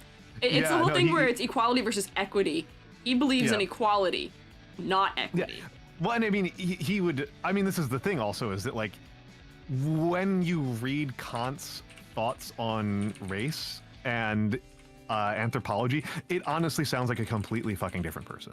It sounds completely different. Like he's writing in the same style, and like so like you know that it is the same person, but like he's just not applying remotely close to the same kind of scrutiny to his own biases about white supremacy as he is to anything else on the goddamn planet. Yeah. And that is a frequent factor in a lot of really annoying gamer piss babies, is true that they're willing to be extremely scrutinizing about like drop tables, and then they will not apply any level of scrutiny to like, why do I believe that there were only white people in the Middle Ages, even though we have tons of evidence of black people in Europe in the Middle Ages? Yeah, he is a capital G gamer. You could absolutely make a Kantian style argument about why white people should be allowed to say slurs. Like, you absolutely could do that. That's a thing that's possible. I'm not going to advise it, however. I'm not going to advise it, but his ideas about universality would absolutely land you there. Yeah. Yeah, if it's okay for them to say it, it should be okay for me to say it. That's like, it's actually very fast. I kind of did it right You'd be there. surprised. There's a lot of gamers who believe that too, that are of that kind we're talking about. Oh no, we cannot introduce Kant to them. That would not be a good move. I mean, at least it would waste a lot of their time. True. If they're busy trying to understand him, maybe they won't be busy making it hell for me to try and play any kind of competitive game. Yeah. That's fair. That's fair. But yes, anyway, so I'm trying to think about like who other ones. Like Nietzsche's an obvious one because Nietzsche's such like a guy focused on challenge. Yeah. What does Descartes do? Diogenes is clearly a troll. Obviously, without a doubt. Like obviously, obviously. Yes, obviously. I like Diogenes a lot, but also I would not like to play games with him. Yeah, no. He is the guy who's gonna do everything for a bit. He's gonna hear what you say, and he's gonna turn around and do the exact thing to make your life ever so slightly harder in what you're doing in the game. He is going to love a sandbox multiplayer game. I promise. Oh yeah. Hume, I'm not sure about because Hume's mostly just kind of a chill guy who likes the immediate experience. So like, I don't want to comment on him too much because I think I relate to him too much in this way. Because like that's how I have 3,500 hours in Warframe. I was gonna say I would put him as like almost like a real-time simulation person, but I don't know. I could see real-time simulation. I think you would just like any game that has like the right texture. Is like if it feels good on a minute to minute. So like I could see him being a person who's played 8 million hours of Balatro. Yes. Yeah. See. Yep. Yeah. Yeah, I could see that, or like somebody who's gotten like intensively into like accidentally like Dwarf Fortress or something. Where Dwarf Fortress. I could see him being a person who just like has leveled every single class in Final Fantasy 14. Yep. Like there's a lot of options here. I can't see him being a super competitive guy. Stardew was actually my very first thought. I was also thinking that. I was like, that'd be too easy. That's too easy. I gotta go a little. It's too obvious. Yes. Yeah, we gotta add some more texture here. But I could definitely see him getting into like again like any game that's like not very challenging and not very competitive. Yes, but has an internal mechanism that he can dissect and understand, and therefore, I don't want to say optimize, but like, dissect and understand, not optimize, but like, participate in, because it is nice to follow things that we can understand, or that, Once again, just describing me. Just describing me. Fair. I see that. Diogenes plays Empty Jar in Yu-Gi-Oh! Yeah. Oh boy. Yeah, just ignores the bans list in Yu-Gi-Oh! He plays League of Legends but doesn't cooperate with his own team. Yeah. His own thing over sweats. Yeah. Plato is obviously like the guy who plays board games and tells everyone else what to do. Like he's a backseater. He's the backseater. He's the guy who's like playing co-op games and like quarterbacking all the time. Just being super I have to draw these men as gamers now. Yeah. God, I have homework now. I can keep on coming up with them. I can keep on working on this. Oh boy, this is a fruitful idea, I would say. I think this is how we make philosophy presentable. I'll talk about this with you afterwards. When we close up shop. You have to get going soon, don't you? We're over time. A little bit. Yeah. I got to hang out with my partner came home. We got to hang. Joby, right? Yes, Joby. Joby. They were asking if you were Joby when I started streaming. I was like, nope, this does not sound anything like Joby. They've heard Joby's voice, and you guys sound very different. You're about 30% less manic. That's pretty believable. That's pretty believable. That's pretty believable. Yeah, I am not. I'm not Joby. No. Where were you going? So, you had a thread though. Well, I was thinking that this is really fun. I would love to do this again sometime, but I think we might be at time to pull the plug. Pull the plug. Can I just have one little bit in here, which is not even directly. Absolutely. This is more just general philosophy. A thing that became important when we're talking about dream with Descartes was simulacra and simulation, because this is just one of those things that I like to insert in a conversation whenever I can. Just make it everyone's problem that things like blue raspberry, what is it, Sour Patch Kids, C4, which is an energy drink, is a thing that exists. Right. We're talking about things existing or not. How do we objectively discuss the existence of that? Because it is a chain of several objects that at its source is not something that's observably true or real. My real strong, yeah, no, the Baudelaire reference, yep, Borax Sniffer gets it. I remember being provoked in this when I was in Japan, and we were getting some shaved ice, and they had Hawaiian blue. Yeah. Hawaiian blue shaved ice. Or like tiger's eye shaved ice. And like me and the guy I was with, like we were just like. And we asked this poor old man, in Kyoto, "Gomen desu ka? Hawaiian blue wa donna aji desu ka?" What sort of flavor what is that? Hawaiian blue? And he just goes, "Oi desu. It's blue." Like, it's just blue. Yeah, and blue. He was right. It just tastes like blue. It does taste blue. Yeah. Purple has a flavor. All these things have things. But this is both, we're getting some Descartes and some Nietzsche of, how does that make sense as a descriptor? We've given a descriptor that clearly makes sense to us somewhere on some level, but it actually contains nothing. It actually does not convey. Yeah. Things. Well, my stretch goal for this, which we got to like for like a second, was Japanese is my second language. I'm very bad at it. Don't oversell my Japanese knowledge. I'm working on getting it back, but it's still quite poor. My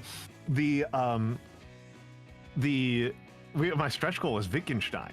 Wittgenstein's a really fun philosopher who was active in the early 20th century. He was a veteran of World War I. He served he miraculously survived serving in the Austro-Hungarian army. In World War I, he managed to make it out of that, and he has two totally distinct phases to his philosophy career. In one phase of his philosophy career, he writes the Tractatus, which is this incredibly dense tome on how words relate to each other.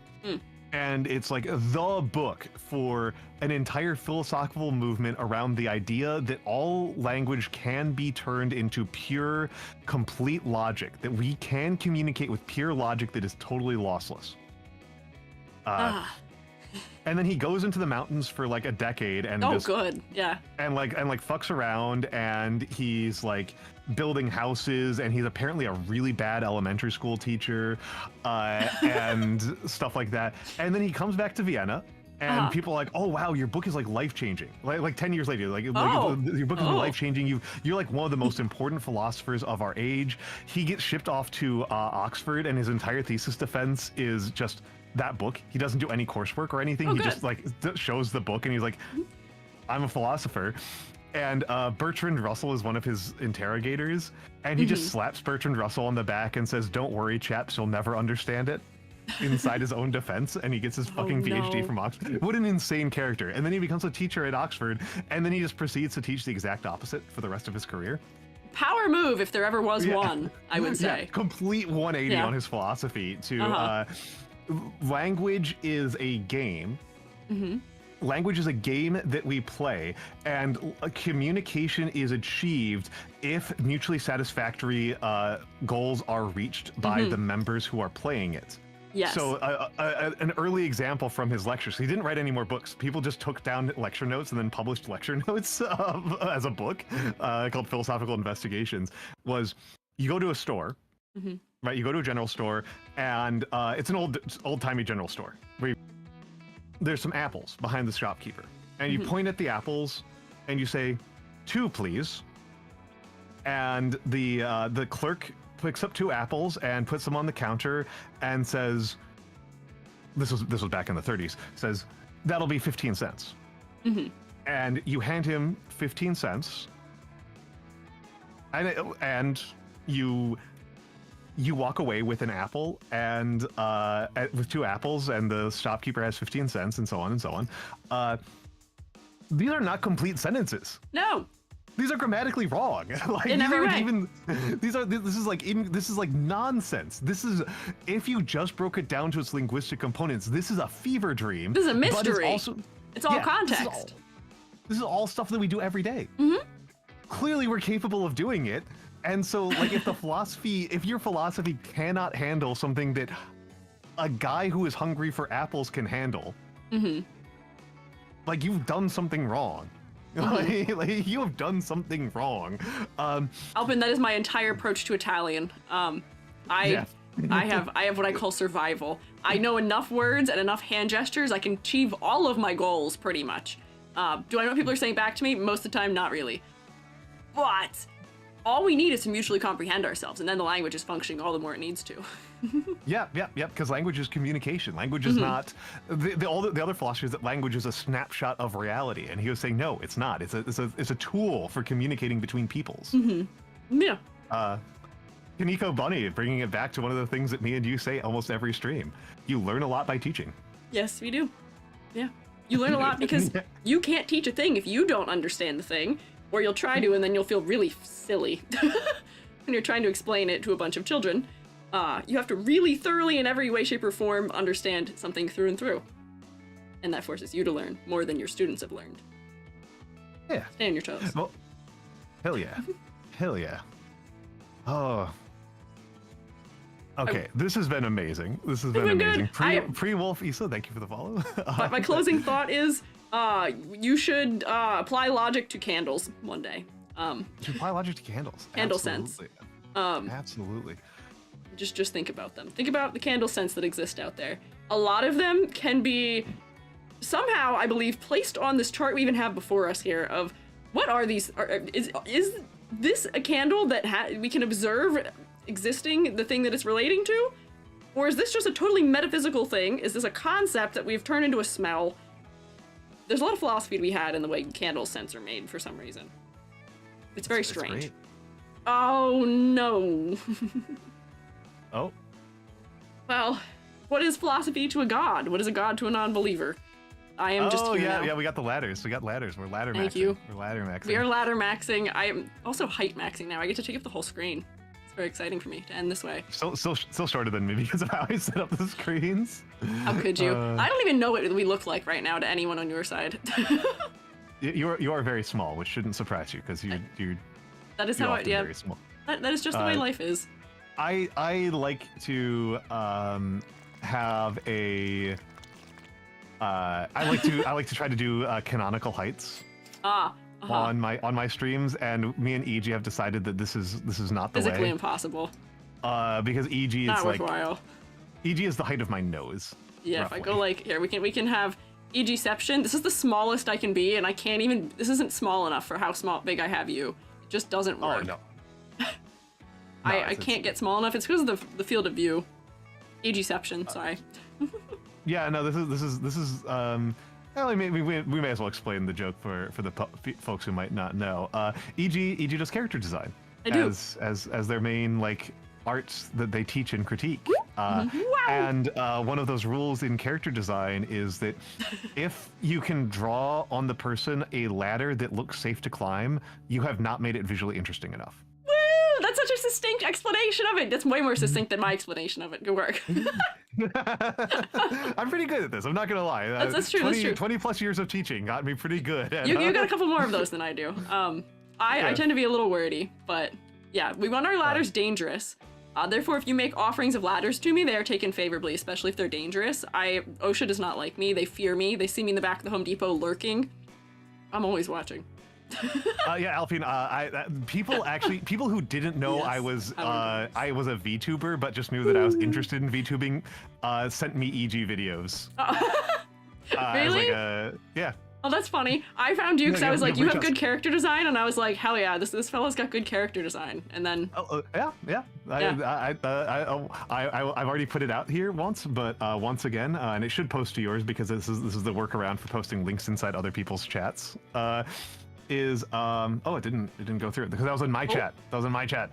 Boo. I have to do it in my chat. I did the auto command in my chat, so you can see I did not design my own model. I am not a character designer. My designer is sensational. There we go. We got it. There we go. Yeah. Sensational is my artist and designer, and he's amazing. He's really fun to work with. He has raised prices considerably from when I worked with him. I paid like $300. I think it now goes for $900. Understandably so. Yeah, it's good understandable. Understandable, but he's really easy to work with. He's really good. But you had good mood boards. I did have good mood boards. I really need to make a link to that. Yes, I've got it on Blue Sky these days. No, I'm chunky. I'm not jacked. I'm chunky. I accidentally made you jacked, I fear, for your Nomai, but that's because the Nomai look jacked. I don't think you particularly did. I'm still wearing like a spacesuit. It's not like obvious. Okay. Like they just have visible pecs through their suits, and I gave you that, but then I was like, wait. Yeah, I just think that's a suit. Like we do that all the time. We do that all the time. But yeah, I did do a good mood board, and I made a shareable version of it that people can use for their own purposes. Almantas cameo in something I'm doing. Shh. I accidentally went live at like 11 p.m. For a rant for one of my next videos, and that is related to you being there. We're gonna not draw any conclusions based on that. But topics of art and references and unique design and all of those things. Nomai is in a reference to Outer Wilds. I'll bring up the image again. It is. I have it, but it's not here. Hang on. Ooh, it's so big. Transform, fit to screen. Yeah, this is they drew this of me. I have taken over. Hello, I'm here. This is what I drew for people who are on my side. And yes, I am the talking foothead. I am so sorry. We are trapped this way.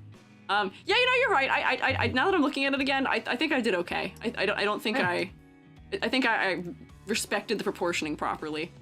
Yeah, no, I think I think they just I think that's just the clothing that they wear is just designed to make them look jacked. Like we've got armor that does that historically. Like that's historically attested to. We've got it. Like people do that. It's people try to make themselves look pretty. Like it's fine. That's true. It's fine. Oh, there we go. Yeah, I did an Outer Wilds playthrough a few months ago in late 2024, and me and EG that was our first collab. That was me and EG's first collab. We talked about it. I showed up and was like, wow, I like this game. Yeah, I love Outer Wilds. Outer Wilds, particularly getting to play it on stream was really fun, and getting to talk about like the archaeology of it and like the art history of it was really fun. Yay! It was really good. We're using all of our redeems right here, right at once. Oh, they're cracking through. They're right here, right now. They can tell that we're winding down, and they're like, "Quick, spend your money! Quick, torture EG before so that they're not safe." Oh wait, now hang on, I can be like almost cannon height now. Look at that. I'm not gonna lie, I'm debating how much I want to keep this going because I've got like another hour or two of juice left in me. I have to go. I know you have to go. I know you have to go. I know you have to go. Oh, are you gonna stay live? Is what you're saying? That's what I'm wondering. Yeah. So then I can just raid into you? Question mark. Does that work? That does work. That does work. Intriguing. I'm actually going to run ads and use the bathroom while I make that decision. Okay. I'll be right back. Okay, I will do my closing thoughts then. I will do all of my housekeeping. Yes. Nice. I will stand here perched very well on Almantas' shoulder. Ads be upon ye! Lug Hyena, thank you for following! Ruby Caribou, thank you for following! There were also, I feel bad, wow!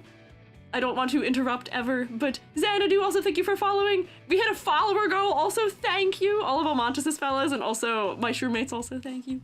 Who else did I miss here? Lance and Billy, thank you guys for resubscribing! I appreciate it! Matthew Rice Seeker, also thank you for following. Housekeeping, because I probably will be ending very shortly after Almantas comes back, and I will deliver you all to Almantas to continue talking philosophy theoretically. Me, E.G., I'll be back here again tomorrow. I will be doing things, we'll be making horrible e-cards for Valentine's Day. You guys like puns, I know this. I saw it today to be a reality. Bring them, we're making terrible ones. And then, also, things. If you would like a cursor that looks like me and bounces a little bit, we have cursors on Ko-fi you can have, !Ko-fi. Also have a Discord server where we do things like extra credit and funny little like almost homework adjacent assignments that are art related. If you have interest, then you are welcome to. But those are my things. This was fun. I do have a lot of crises. Oh, Almantas is not here. Hi, Jazzahole. Oh, we got raiders. Okay. Hi, Jazzahole. Welcome in. Hi, Jazzahole. Let me get that. Raid. Wild. Oh, you just missed it. I was boothead. I had a whole foot as my head a second ago. But welcome in. Yeah. Oh, Maelstro, thank you for the follow. Lugana, thank you for the follow. Zanaju, thank you for the follow. Rucarbo, thank you for the follow. Yeah. And yeah, I think that's all the people I missed. There you go. Yeah. Spin EG, absolutely. Spin that EG. Yes, spin that EG while you can.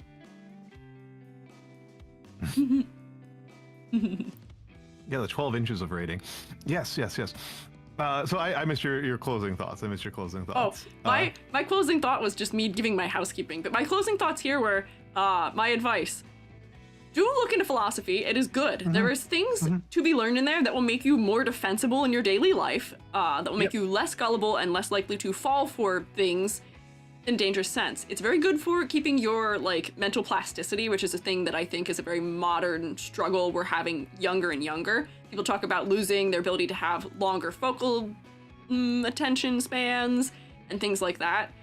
If you do things like researching philosophy and stuff like that, it is very helpful for expanding those types of things, giving you reasons to be skeptical without going overboard.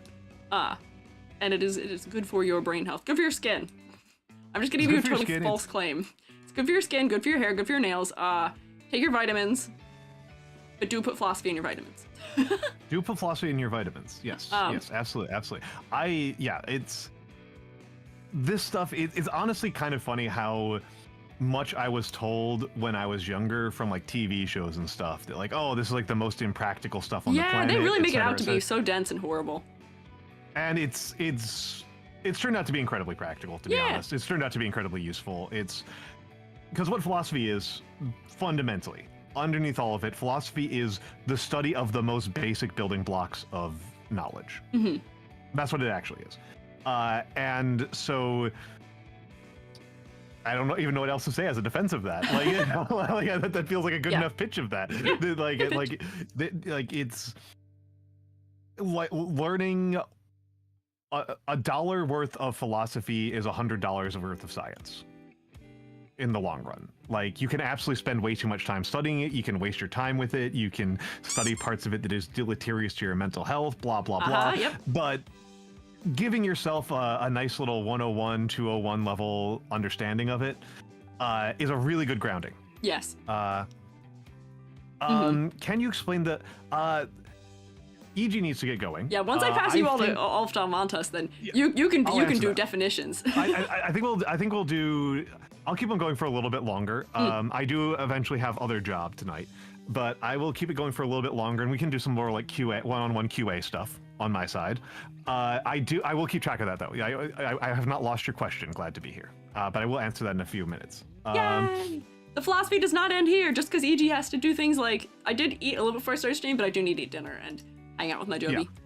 Yeah, hang out with Joby. Hi to Joby from all of us. Yeah, we'll say hi. Yeah. I am going to send everyone over to you. Thank you all for humoring me. Oh, your background looks nice for this. Because now I'm seeing it because I'm in the raid overlay. Wow, I am really little. Yeah. I could have made you littler.